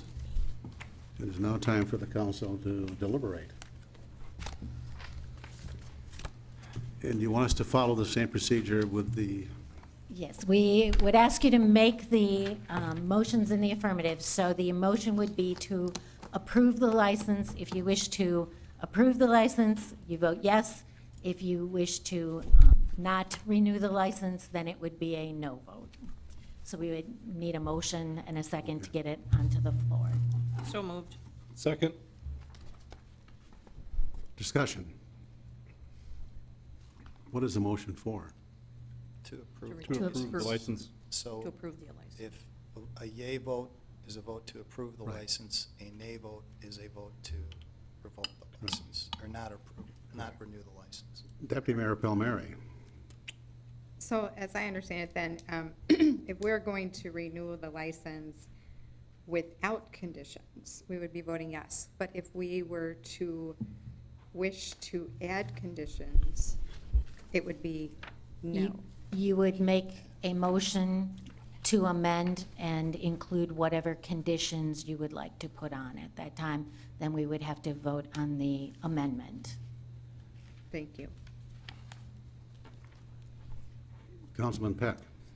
Following up on that, what can we put, I was always under the assumption that if we approve a license, it is approved for a year. Correct? Correct. So then what is the, Conditions. what conditions can be put on? We give you the option in case there are conditions that you So- would like to discuss. so, So it's okay. not that we're suggesting conditions. I can't, all right. Yeah. All right? Hypothetically, hypothetically, They come back. can a condition be put on to basically say that this is only extended for 6 months? We would have to go through a revocation in 6 months. But, so then really, it comes down to this. Fish or cut bait tonight. Either don't renew it, or renew it, and it's going to be out there for another year, and then we can go through this whole circus again in 3 months, 6 months, 8 months, 9 months, 10 months, 12 months, whatever. Right? If you, yes, I mean, if you renew it, it would be renewed for a year. You could direct staff to, bring it forward in 6 months, but it would be a revocation hearing at that time. To Ms. Ubrick, if someone came to your office tomorrow morning and said, I want to apply for a liquor license, one of the two that's open, how long would it take to get that license through the process and approved? At this time, if somebody showed up at my office, we would accept their application. We're trying to gather the liquor licenses, and then at that point, we would present them like we did when Evergreen and Caramel Crisp and the Howard came. So, but how, I mean, like I said, somebody came tomorrow morning and said, I need a liquor license, how long would it take to get before council to approve that liquor license? By state law, it has to be on file 15 days prior to council approval. So, so we'd be looking at a month possibly, or sooner. Don't the police review it too? They interview with the police department, they have to take the class, we have to publish it, they have to go through inspections, make sure taxes and things are paid. There's procedures to follow. Okay. So if there was if there was a dire need to get a license, it could be handled in a very timely manner. Correct. Okay. Thank you. Just one quick comment. We've had this discussion over the years that there's been a lot of licenses, I'll use the term hoarded, which is not probably correct, but a lot of promises, we need this for that, we need this to sell the property, and nothing happens. Are we penalizing a person who comes to us that is ready to open a business and needs the liquor license, if their license being tucked away somewhere? Has that happened in the past, where someone does come with a legitimate new business and cannot get a license because there are some that are being held but not used? Are you asking me? Yes, you or Lynn, who are. In years past, yes, that has been the situation. Of recent, no, it's not the situation. Okay, thank you. Mr. Roloff. Thank you, Mr. Mayor. I just want to refresh everybody's memory, and perhaps Peter and Nick and even Grant before that. I did write Grant this afternoon because he contacted me this morning. What we're doing, and I know council knows this, but I think it just bears repeating. Council asked us to take a look at maximizing our ability to be able to respond to businesses that have a legitimate business that may benefit from a liquor license, and we can't help them because we have so many liquor licenses that are out, and they're scattered throughout the community. The idea behind this is to pool them all together to really create a tool for the entire community. Right now, for example, the Morgan District has 1 license. If they needed 2 licenses, they would have 1 and only 1. The idea is to pool these together. We've had discussions with Mr. Hoopman. Mr. Hoopman is equally concerned about the Robbins Restaurant. Similarly, out on Oshkosh Avenue, if we have a need for more businesses that need more than 1 license, they would not be able to be helped. Spreading them out throughout the community and having them, for lack of a better term, hoarded, will have a negative impact. Once the council collects these licenses, not only are there 2 that are still deciding whether or not they're going to just turn their license in or go through the same hearing that you folks are going through tonight, there are how many more that their licenses are expiring after, or their year is up in July. I believe there's 2 more, isn't that correct, Pam? Yes, there are 2 licenses. So there's yet 2 more that will be available. The whole idea is to pool these together so that we have this. And then we need to come back to council with a process. And generally, the process that I've seen work very successfully isn't necessarily what happened with bringing 4 people up and only having 3 licenses. It's making them available when these folks are ready to get an offer, to get a signature. They put themselves on a waiting list, and if the people at the top of the waiting list aren't ready, they get moved to the bottom of the waiting list, and then the people move up. The whole idea is that we work through the cycle, and it works very quickly. I've seen it happen whereas you're moved up the list as quickly as 6 to 9 months, but if you really have a project going, we can accelerate that and contact the people, but we generally, there's processes, is what I'm trying to explain. I've seen people get it within 30 days, as Pam suggested. The council can waive those rules at any time, saying, we want to give consideration to somebody immediately, because it's a great project and needs help. If we keep them scattered throughout the community, you have to chase around who has those licenses, are they willing to surrender them? And generally, they are not, because they're protecting them through their own project. The idea is to create a pool that the entire community can benefit from. And that doesn't say this project or this person gets priority over another. It's saying when you are ready to do something, we can make one or even more of those licenses available, which I think in the long run, I think that's why council gave me the direction. That was a better approach to benefit the entire community rather than just 10 lucky individuals who happen to have these licenses at this moment in time. I just wanted to give that background to council. Mr. Herman? Thank you, Mayor. I've always supported the Morgan District and been supportive of all of their projects in the past. I am very concerned with some of the comments Mr. Lang made. They were very accusatory towards the city, and I don't think that's the case. That's my opinion. I think the city is as open as we've ever been. And not knowing that their license was up for renewal or not aware that the city ordinance request someone to come in front of council when their license is up for renewal when it has been inactive, I find very disturbing. But yet at the same time, I know that there are challenges and we are a competitor with the Morgan District and things like that.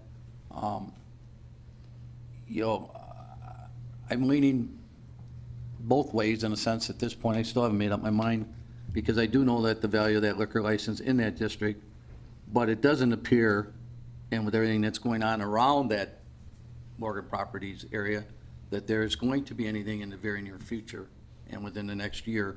And I think the process that we're now using to pulling the licenses, as the city manager said, is a beneficial way of doing things. And I'm leaning to not renewing it. And when they do and are ready to bring a great project forward, that would require one. I think we would have one available with the process that we're now putting in place that we've been using for the last year and a half, I believe now. So I will be not in favor of renewing it at this time. Deputy Mayor Palmieri. Thank you, Mayor. So I too am conflicted here because as I think about the mental map that I have in terms of our, I don't know, let's call it the three-legged stool on the south side here, the Menominee Arena, the Granary, and then, you know, jumping up here to the Morgan District, that, you know, we do kind of have this potential, I don't know, trifecta. But I'm curious, Mr. Davis, do you know how valuable, or Mr. Lang, what would be a dollar amount assigned to the difference between a Class B, this combination, as opposed to it rolled in with your marketing, as opposed to, is it Class C with the beer and wine?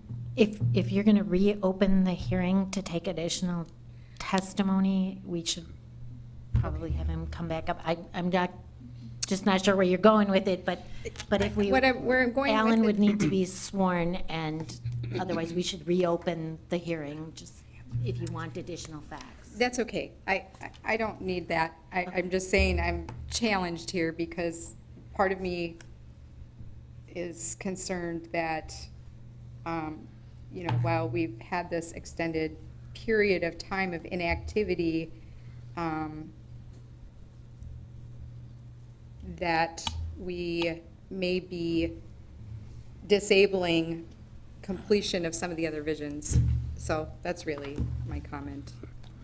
I just have one comment. You know, we've gone through this over the years that I've been on the council, Mr. Herman, and we finally gave direction to city manager Roloff that we want to bring these in so we have these as a tool. I don't want to penalize the Morgan partners. I don't want to penalize somebody new to town that has a business they want to start. I think the issue is fairness, and I think the most fair is that these licenses that are not active, and there's no real hard and fast, I need it by whatever date. I think to be fair to all people out there, we've got to bring them back in. I think we all see a lot of development potential coming. We don't quite know what it is. Maybe Mr. Davis has a better idea than some of us, but I think we need to bring those in to be fair to everyone. And again, we gave direction to Mr. Roloff to kind of help us through this process. Mr. Mugrauer. Thank you, Mr. Mayor. This is a very valuable piece of land. This is probably the most shovel-ready riverfront piece of land around, and this is a very valuable tool. We all recognize that a liquor license is a valuable tool, as in anything else in our tool chest or our tool bag to push redevelopment. They've had some unique circumstances over the last several years. I do know that. Most of the time is before my time on council, and I appreciate that, what previous councils have gone through the deliberation process and the back and forth with the developers. With that said, I think it's a potential hindrance for that development that it does not have one. There's precedents that the city has held liquor licenses for other projects or other potential projects for as long or longer. And with 2 currently available, as well as the potential for what sounds like anywhere from 2 to 4 more within the next few months, possibly coming back to us, there's not a need to pull one additional one away from this shovel-ready project. So with that being said, I would be supporting renewing the license. Mr. Peck. Thank you, Mr. Mayor. To Mr. Mugrauer's point, does the liquor license, is that something that could spur investment? Yeah, it probably could. It's been sitting there for almost 4 years now. To Mr. Mugrauer's point, has city previously let licenses go and go and go and go? Yes, previous councils did that. Previous councils also decided that we're going to run up debt. This current council decided that we're going to put together a program to minimize our debt, to bring our debt down. Different councils set different priorities and different different, to use the term precedent, that I don't like to use that. It's priorities and processes. I'm conflicted about this. Yes, as I said, it is it can be deemed a valuable tool, but if it was such a valuable tool, you'd think something would have at least there would have been a few nibbles coming forward. And I appreciate the economics and everything else, and we were told this grocery store was going to be there. Fizzled out, gone. 3 years ago, we need this license, we got some stuff going, we got it coming. I already hit this point today, earlier. I'm conflicted. I don't know, to be brutally honest, until my name is called, I don't know how I'm going to vote, because I can make the argument both ways. There are several licenses available. It was determined today that if there is something, if we should pull the license, if you need it, within a month, you've got it. But even tonight, we heard, well, we hope to be in ground on the apartments in 7 months. Hope. Hope is a great thing. We all hope for, we all hope for the best, expect the worst. Life is a stage, we're all unrehearsed. Thank you, Mel Brooks. But the thing is that this has been out there several years. We've heard time and time and time again, and we heard it from other liquor license holders that, hey, I got something going, give me an extension, give me an extension. A couple of years later, well, I don't need it anymore. So, really,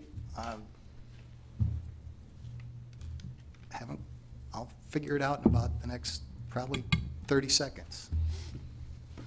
Councilman Krause. Am I allowed to ask Mr. Lang a question, or would he need to be? Because that's kind of going to determine my Then answer. you would reopen Reopen. the hearing to take additional testimony. I would like to do that. It's up to the rest of the council to, whether they want to. Second. Was this a question that could have been asked previously? I'm just asking. It probably could have, but I didn't think of it at the time, yes. But I think it'll shed light on your guys' answers too. Do we need a motion in a second, or is it just I a gave a second. majority? Second. We will have to then have discussion and vote on that. Yeah. If there's no further discussion, I'm- If we vote no against opening it, the argument can be made that we're not willing to listen. But the point is as to the gentleman that I asked was this something that could have been asked previously? There's a second on the floor. And we're discussing it. yeah, it's discussion. If you, in It's your motion, mind, second, and then we can discuss. in your mind, if you would have a question pop up in your mind that was valuable to an answer, you would want that question asked in your mind too. I'll go along with it. We need to take the roll, don't we? Ready? Yep. Allison Osby? Aye. Palmieri? Aye. Mughauer? Aye. Krause? Aye. Peck? Aye. Herman? Aye. Cummings? Aye. Carried 7. The hearing is open, reopened.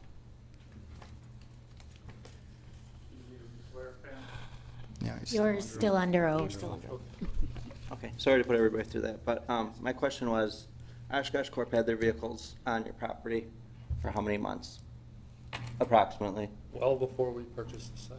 Okay, and then they had to go into agreement with you as an owner. Yes, the lease transferred to us. And it was it month to month at that time? It was an initial term of 1 year. Okay. The lease vacated and reestablished within 10 days of itself. Mhm. And during that time, I mean, obviously it was a profit you were making having those vehicles on the property. Covered the holding costs for the site between taxes, stormwater, and site maintenance. So there was no opportunities that came forward to you guys that weren't as profitable as the rental that they were renting from you? We pursued opportunities that were more profitable, but we never got to the point of lease negotiation. Did anything come up on your table, on your plate that could have been as an option if Oshkosh Corp wasn't there? We had the ability to vacate the lease with 60 days' notice. And they vacated because of the Oregon Street construction, because they wouldn't have been able to exercise their vehicles. You guys didn't? We received input from the city that those vehicles were no longer welcome on that site. And we asked them to complete their new yard out. They asked us if they could take additional space on the site, and we indicated that we did not think that would be well received by council or city staff, and asked them to seek location elsewhere. Okay. We tried to accommodate them in their storage until that site was completed. Okay, thank you. Deputy Mayor Palmieri. Well, since we reopened, I'd like to ask the question, what kind of difference do you think it would be in terms of the value between the combination Class B as a, I guess, enhancement to further development, as opposed to it being non-renewed, and then you're getting just a beer and wine until the next application cycle? The best way I can answer that, and it's a little bit difficult, but the best way I can answer it is that it's dependent on the client who we're trying to recruit. Our vision for the site is not a single standalone building that is a bar and restaurant. We view a bar and restaurant as an ancillary component to the larger overall development. So within a larger multi-use development, a subsection of that would be the bar and or restaurant. In terms of the value for that, I don't know how I would put that on it here because I don't have a lease or a proposal. My concern comes in the sort of delays in that approval as you're trying to pull multiple entities together to make a development go forward. So most of what we're talking to as we try to develop is, I think I have a user A who can do 20,000 square feet of use A. I think I have user B who can do 30,000 square feet of use B. I'm gonna go out and try and develop user C for a bar and restaurant to add that component in order to provide the amenity that we would like to see on the site. I honestly don't see it being used as a standalone envelope in its own entity, separate parcel, separate description. I think it'll be part of a larger overall development. I know that's probably not the answer you want, but I don't know that I can do the math here on the spot as to what it is. I guess my last question would just be then, are you saying it would be a potential deal breaker to not Well, have that so with it? For that portion, yeah, it could make that assemblage more difficult, and that's why I say it's a tool in our toolbox. That's why I use that language, is it allows us, when we have someone who we're going through the process of negotiating, what do you think you can pay in rent? What do you want us to provide for build-out? Are we building out your kitchen? Are you building out your kitchen? Are we paying for all of your TI? What's your lease term? It allows us to move forward in that process with surety, that we think we can do this, negotiate all the terms, bring the assemblage together, and then come back to a public forum as nimble as you guys try to be. That is a step and a delay in that process that slows down that development process. The sort of nature of my experience thus far is real estate is hurry up and wait.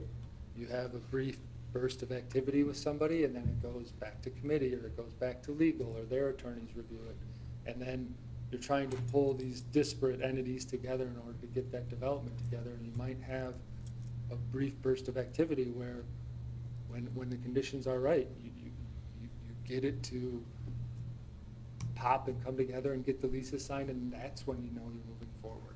And I've seen deals fall apart on the signature line. We've had that happen. And so that's where I say this is a tool in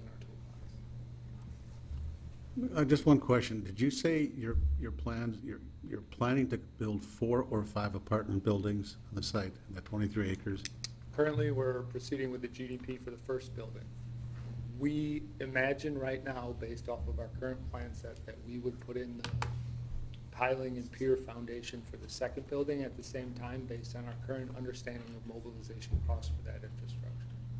So we would build and fill the first building, install the foundation for the second building at the time that, or the subsoil foundation basis, the geotechnical installation, at the same time that the subsurface geotechnical is going in for building 1, building 2 would go in, build and fill building 1, evaluate market upturn, or evaluate market uptake, how long it takes to fill that 50 to 60 units, are our rents right, are our finishes right, do we have, is our market study accurate by real world conditions?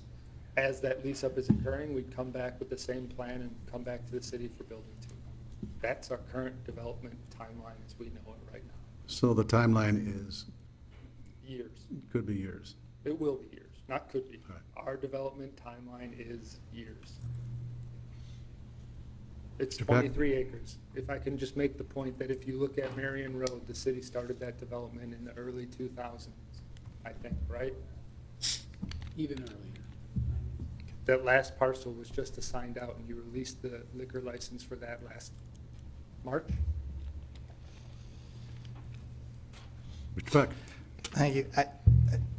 And I hate to come around and beat a dead horse, but I'm usually pretty open to it, but I'm getting a little tired of the little jabs at the city.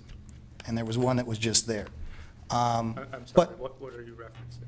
Well, just that, that the city was, you in your opening remarks, you made comments about the city wasn't being forthcoming, the city wasn't being communicative, and just now, you made an aside that, the city was on the, related to timelines, that the city was on the Marion Road project since the 2000s. Just this little aside that kind of, That's the nature of. I understand it's a fact, but it's one that, If you're going to testify, we need to have you sworn. So I can speak to that. The reality of the development process is that it's 23 acres of work that takes subsurface infrastructure, that takes everything that goes along with it. And yes, it's going to take time. And I'm not pointing that out in order to have a jab. I'm pointing that out so that you all who don't necessarily live in this world can understand what we look at when we look at it. I am not, I am frustrated by the lack of communication on the non-renewal. That I will admit without a doubt. I am aware that I was called for a renewal process. What we received was a notice of non-renewal. That's what the letter said when we opened it. Page 1, notice of non-renewal. That was frustrating, and I'm willing to say that here under oath in a public forum. I personally was frustrated by that. I don't think that's a jab at the city. I'm trying to deliver my where I am in this process. I'm trying to be open and honest with you. And the development across the river has taken time. It's shifted. The original plan for that development was all commercial. When we purchased our property, there was no residential to be put in across the river. That it was going to be all commercial across the river. And the city's responded to market forces. We're going to have to respond to market forces. It's Okay.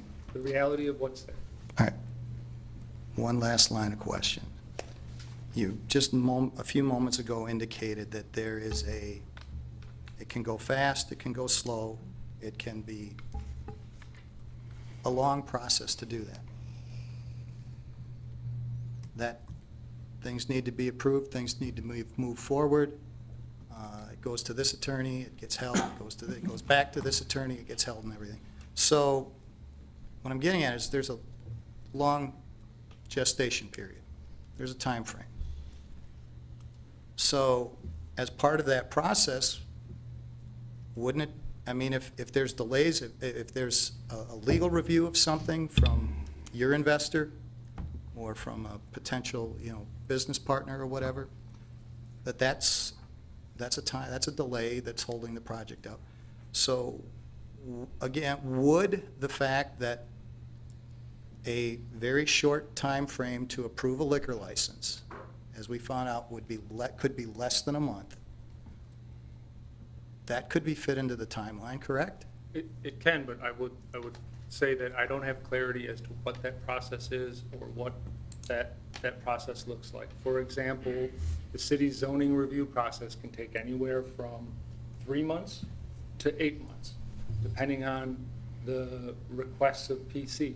That's a wide open timeline. If the city can commit to me that when you walk in with conditions A, B, C, and D, you will get a liquor license approved in X days, that would provide clarity to this process, but that's not known today.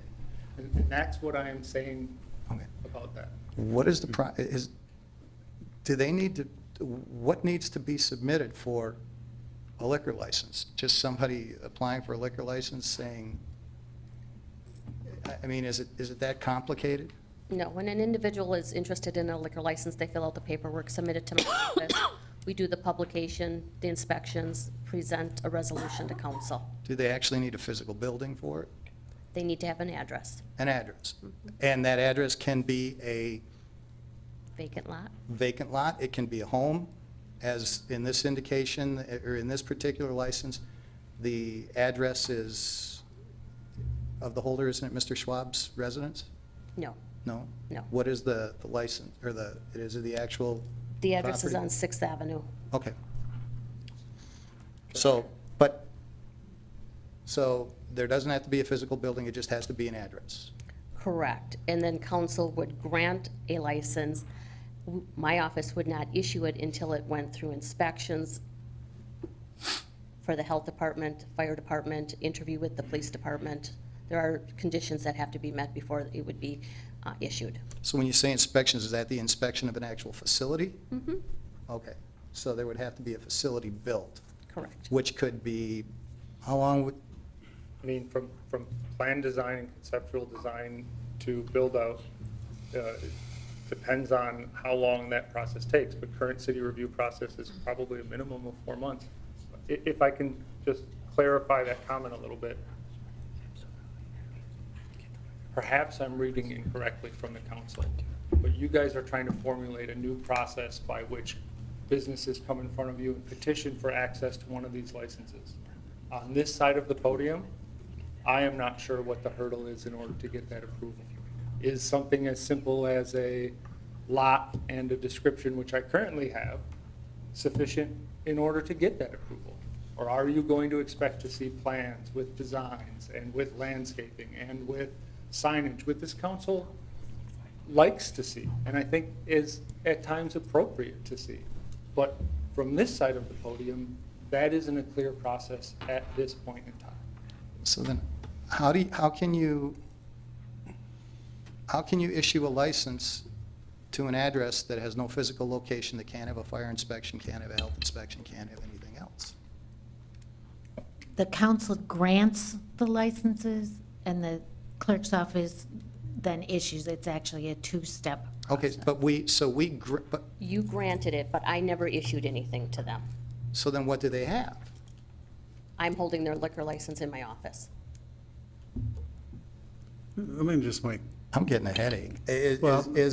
so it's, And that's actually the basis for the notice to non-renew, is there is a city ordinance that requires issuance and use of the license. And All right. All right, we're still in testimony, so we'll leave it at that. Okay, thank you. just a couple of comments. Number one, whatever we do with the liquor license, we're following ordinance and or state statute. It's not something you make up on Tuesday morning. That is correct. I follow We are- Wisconsin we- state statutes. We and have to our follow ordinance and state statute. So whatever we do with notices, that is not us, it is the state of Wisconsin. The other thing is, we gave Mr. Roloff very explicit direction what to do with all these kind of rogue licenses, not that many months ago, over our frustration of, we've heard these arguments over the years, I need it because, I need it because, I need it because, and we've been, I think, very understanding. We've kind of relaxed the rules, bent the rules.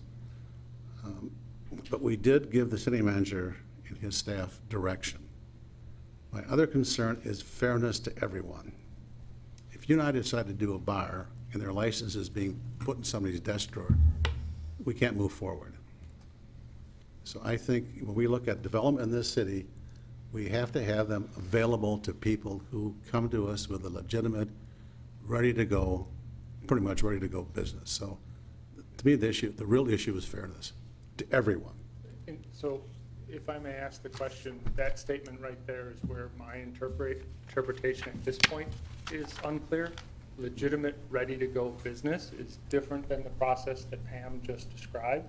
And so I don't have clarity into what this council desires for approval when and if we were to come back.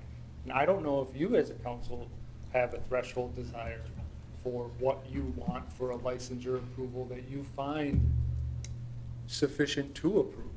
That is where I'm saying there's an unknown as to what the council will want, and that approval process is open to interpretation.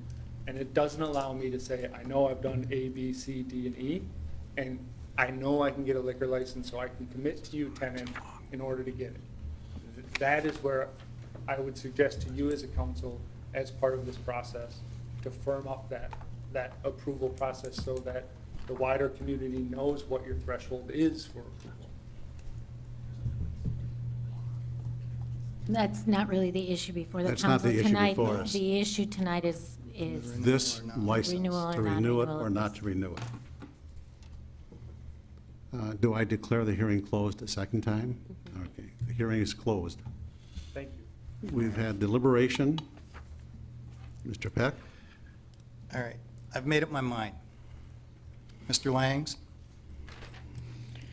I will support the renewal of this.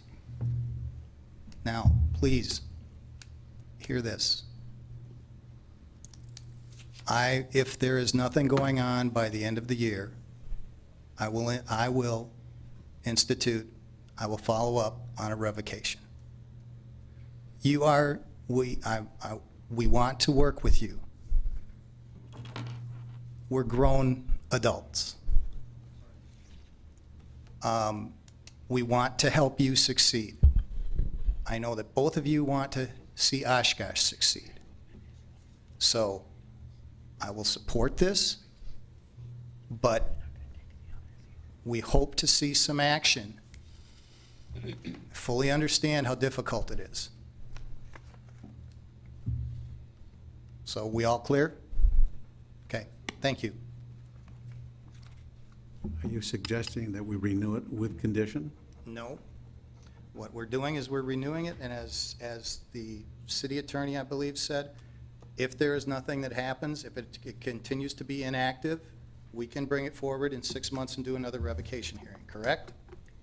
You would have to come forward with a sworn complaint for a revocation hearing. But, so just basically, it would be the same process that we would do, that they would get served and... Similar process. Yep, okay.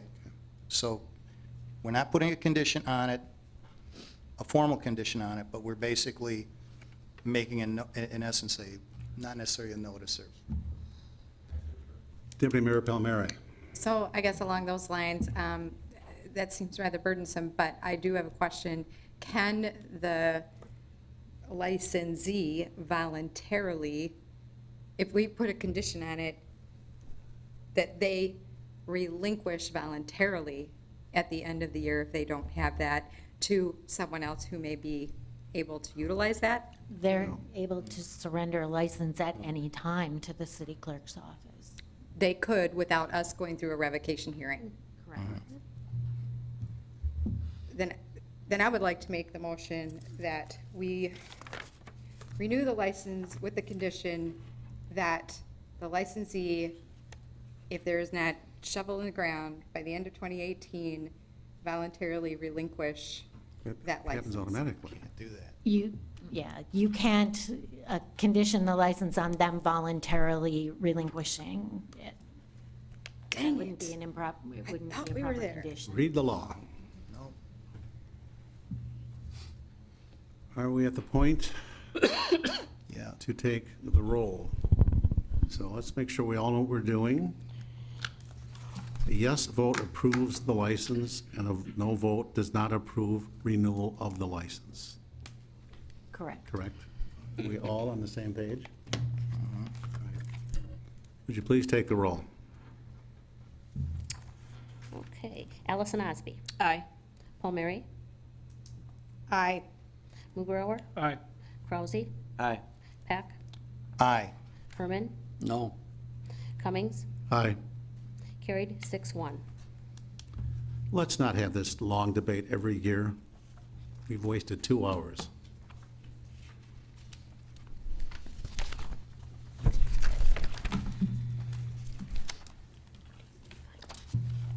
Citizen statements.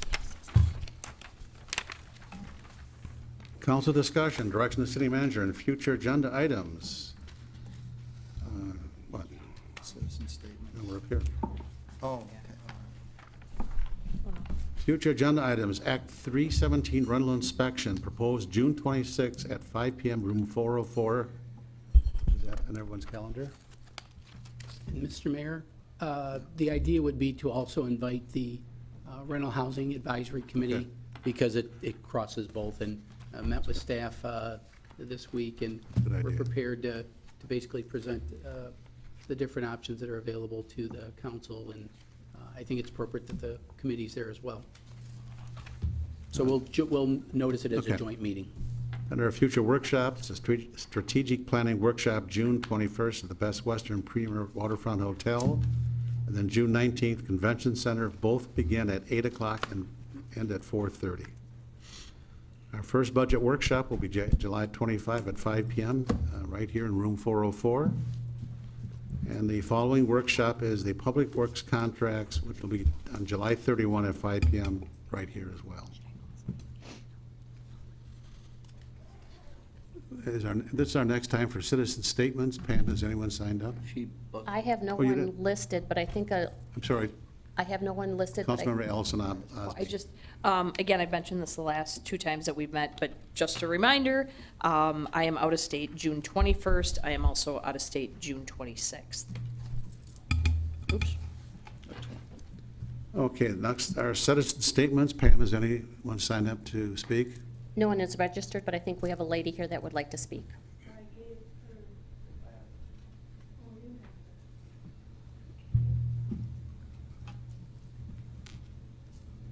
I couldn't hear you. I couldn't hear young Mr. Peter Lang. And Lori Pearl. Mary, where's your mic? Can you move it, or can't always hear you either? Hello, council and city employees and staff.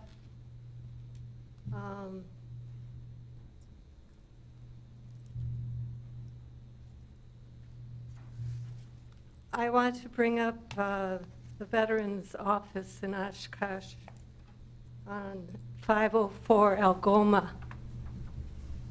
There's no flag. The sign is terrible. When you walk in, it's depressing. There's no American flags or veteran flags and all of that. If you want to stick some of your money into the veterans' place where they go. Excuse me, ma'am, if I may? Yes, The Veterans Office? yes. That is a county building. Yes, I guess I'm bringing it up because I heard the Winnebago County meetings say that there was millions missing. It's not our issue. Our issue, it's a It's a county county issue. board issue. Oh, I have to go to the county then. Yeah, yes, this Okay. is the Veterans Building, and the Veterans Affairs Oh. Department is a county department. Oh, We're more than happy to listen to you speak on anything you want from the city. this doesn't seem like justice in here to me because I know that you only earn $157 every time you read that big book, the agenda. And I don't know how much they earn, but then you have other lives you lead, where they have 40 hours a week in email and texts and everything, where they can review the agenda over and over and over and over and over and over again, so that you hardly have a chance to defend the people of Oshkosh and what they want.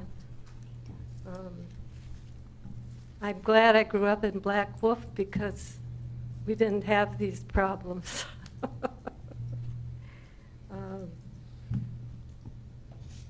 Like I said, I don't think this seems just to me.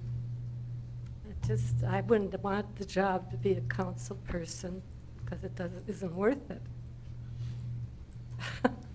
Thank you. If it means anything to you, ma'am, you don't do this for the money.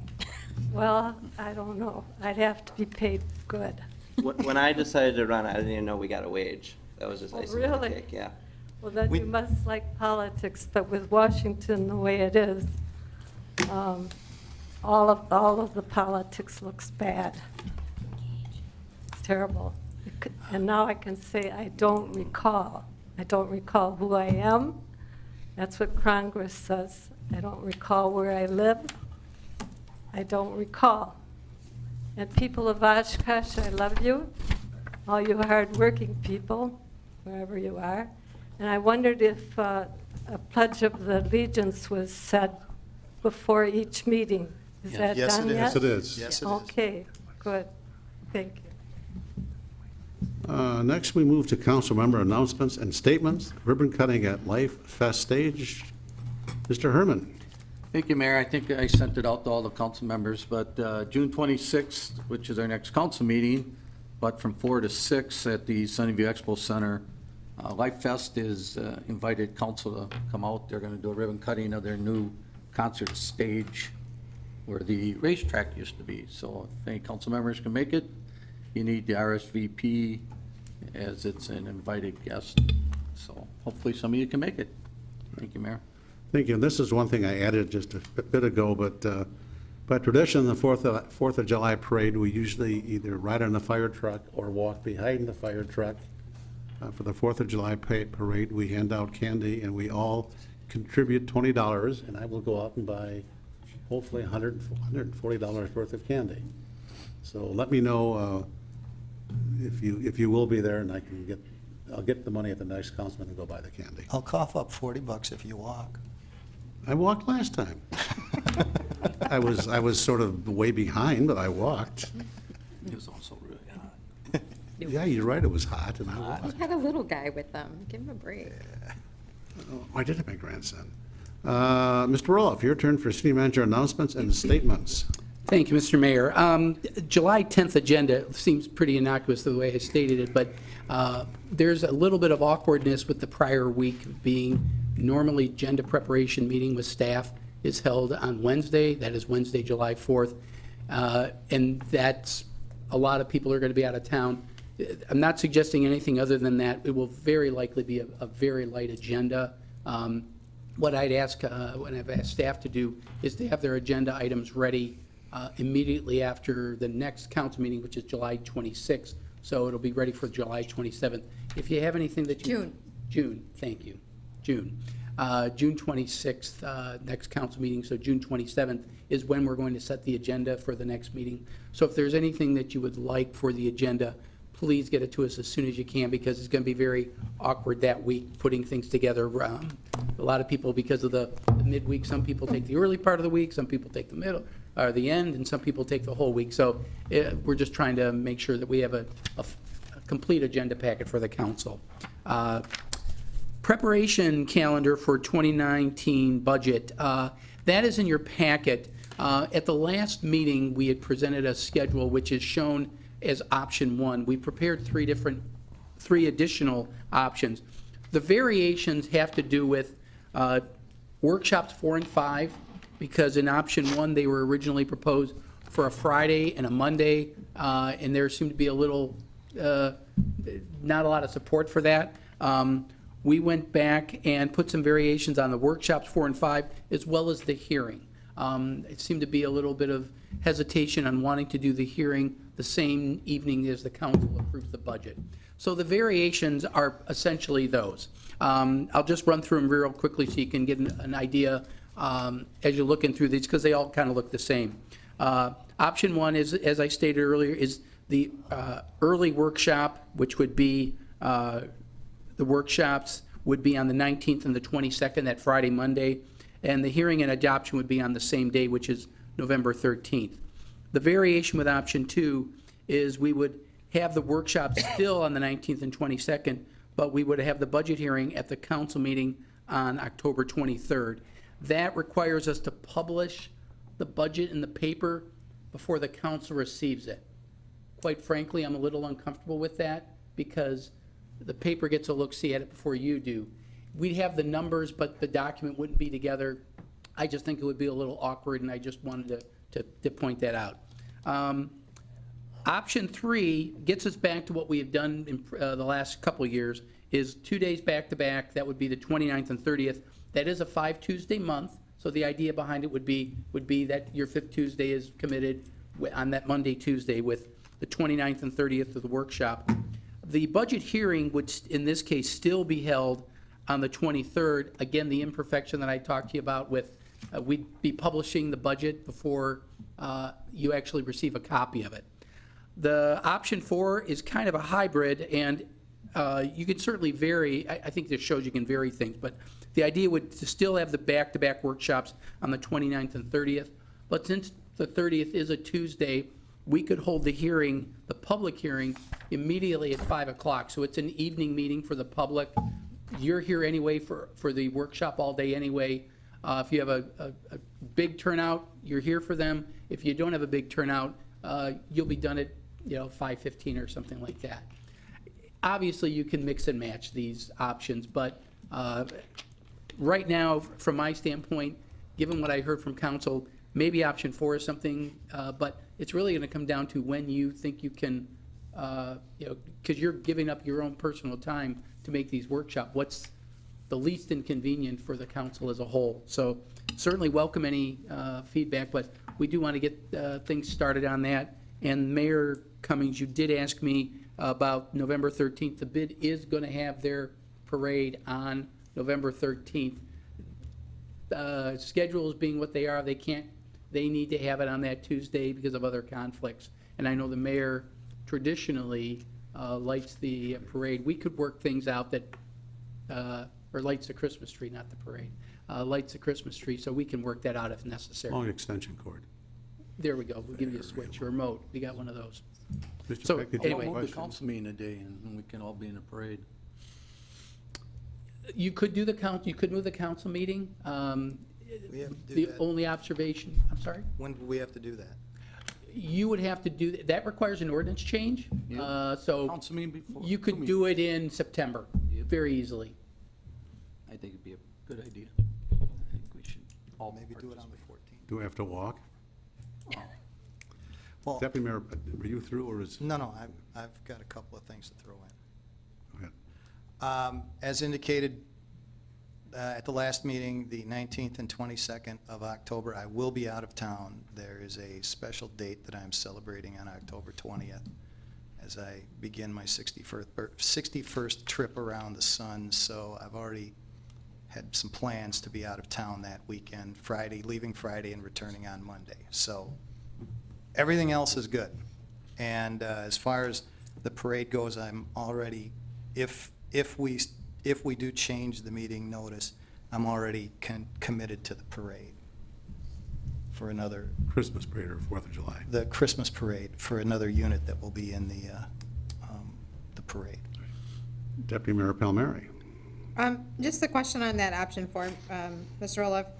So if we were to have the council workshop number 5 on the 30th, with the budget hearing directly after that at 5 PM following the workshop, that would prevent people who wish to watch the workshop, perhaps on Oshkosh Media, from, at a delayed time, from being able to do that and then deciding if they want to actually come to the budget hearing though, right? It would also prevent anybody going, watching Budget Workshop 6, because Workshop 6 is after. So you are correct. There's not a perfect solution here, obviously. Mr. Krause. And I'm glad I brought up the parade, because that was just an aside. So obviously, there's a lot of conflicts. Back to you. Mr. Roloff. Would you like me to just put this on a future agenda and have you mull this over? Yeah, it'd be a Are good you looking, idea. do you want direction tonight, or do you want to let us Yeah, mull it was over? really, this was more announcements and statements, so no, I'm not looking for direction, but we certainly, we want to tighten this up so we can get going on it. But I think I heard loud and clear about the 13th, so we'll present options for that as well, which I think is a little separate from that. Okay, tomorrow is the transload facility ribbon cutting ceremony. We've been informed that Governor Walker plans to be there for the ribbon cutting, so we're excited to hear about that. And then after that, WEDC and the Community Success Coalition, that is really the city, the school district, the community foundation, and who am I missing, Fitz? And the University, thank you. Working on aligning our strategic plans. WDC is going to talk about some of their talent attraction initiatives, and the idea is to see what we can do to mesh with what WDC is doing and what we could be doing with respect to our talent attraction. Just a reminder, June 19th at noon, which is a Tuesday, at the Transit Center, we're going to do a ribbon cutting for some of our new buses. These are replacing all the old 2003 units that are well past their age. So you're certainly welcome to come to that. Additionally, another ribbon cutting, June 28th, 4:30 at Menominee Park for the sea, sand, and sailor and plate equipment ribbon cutting. We're happy to talk about that. I did put the fourth quarter 2017 strategic plan. The strategic idea behind that was to give this to you in advance of our workshops so that we can take a look at how we're progressing on our current strategic plan goals. And as we're thinking about goals for the following biennium, get some ideas from council, and maybe this will help fuel that off. Number 36, we had a workshop last month with former Chief Franz. Sad to see him go. Before Tim left, he reported to me that he had a very successful meeting with the outlying municipalities. They understood the cost realities of what's going on, and I believe Tim was working with the attorney's office to get the contracts prepared. We'll circulate them back to the municipalities before we bring it back to council for formal approval. That's typically what we do. We have a lot of municipalities out there, so it'll probably be August, very likely, before you see that. But it was well received. They understand the nature of everything that was explained to council. So very pleased that the outlying municipalities are very cooperative with us, and they want to continue this great partnership. And then lastly, we just, the Oshkosh Corporation updates in there for the agenda. I know Councilmember Deputy Mayor Palmieri had some questions about the strategic plan. If you have anything now, or we can certainly meet with you offline, that's fine. Yeah, we can follow up on that. The only thing I was just, so everybody knows, asking is, when we are updating the strategic plan and we put in our percentage of completion, if we can just somehow tie that in with specific targets and how we calculate that, so we can have further discussion on that. Thank you for that feedback. If there are no further questions, comments, I would look for a motion to adjourn. So moved. Second. All in favor signify by saying aye. Aye. Adjourned.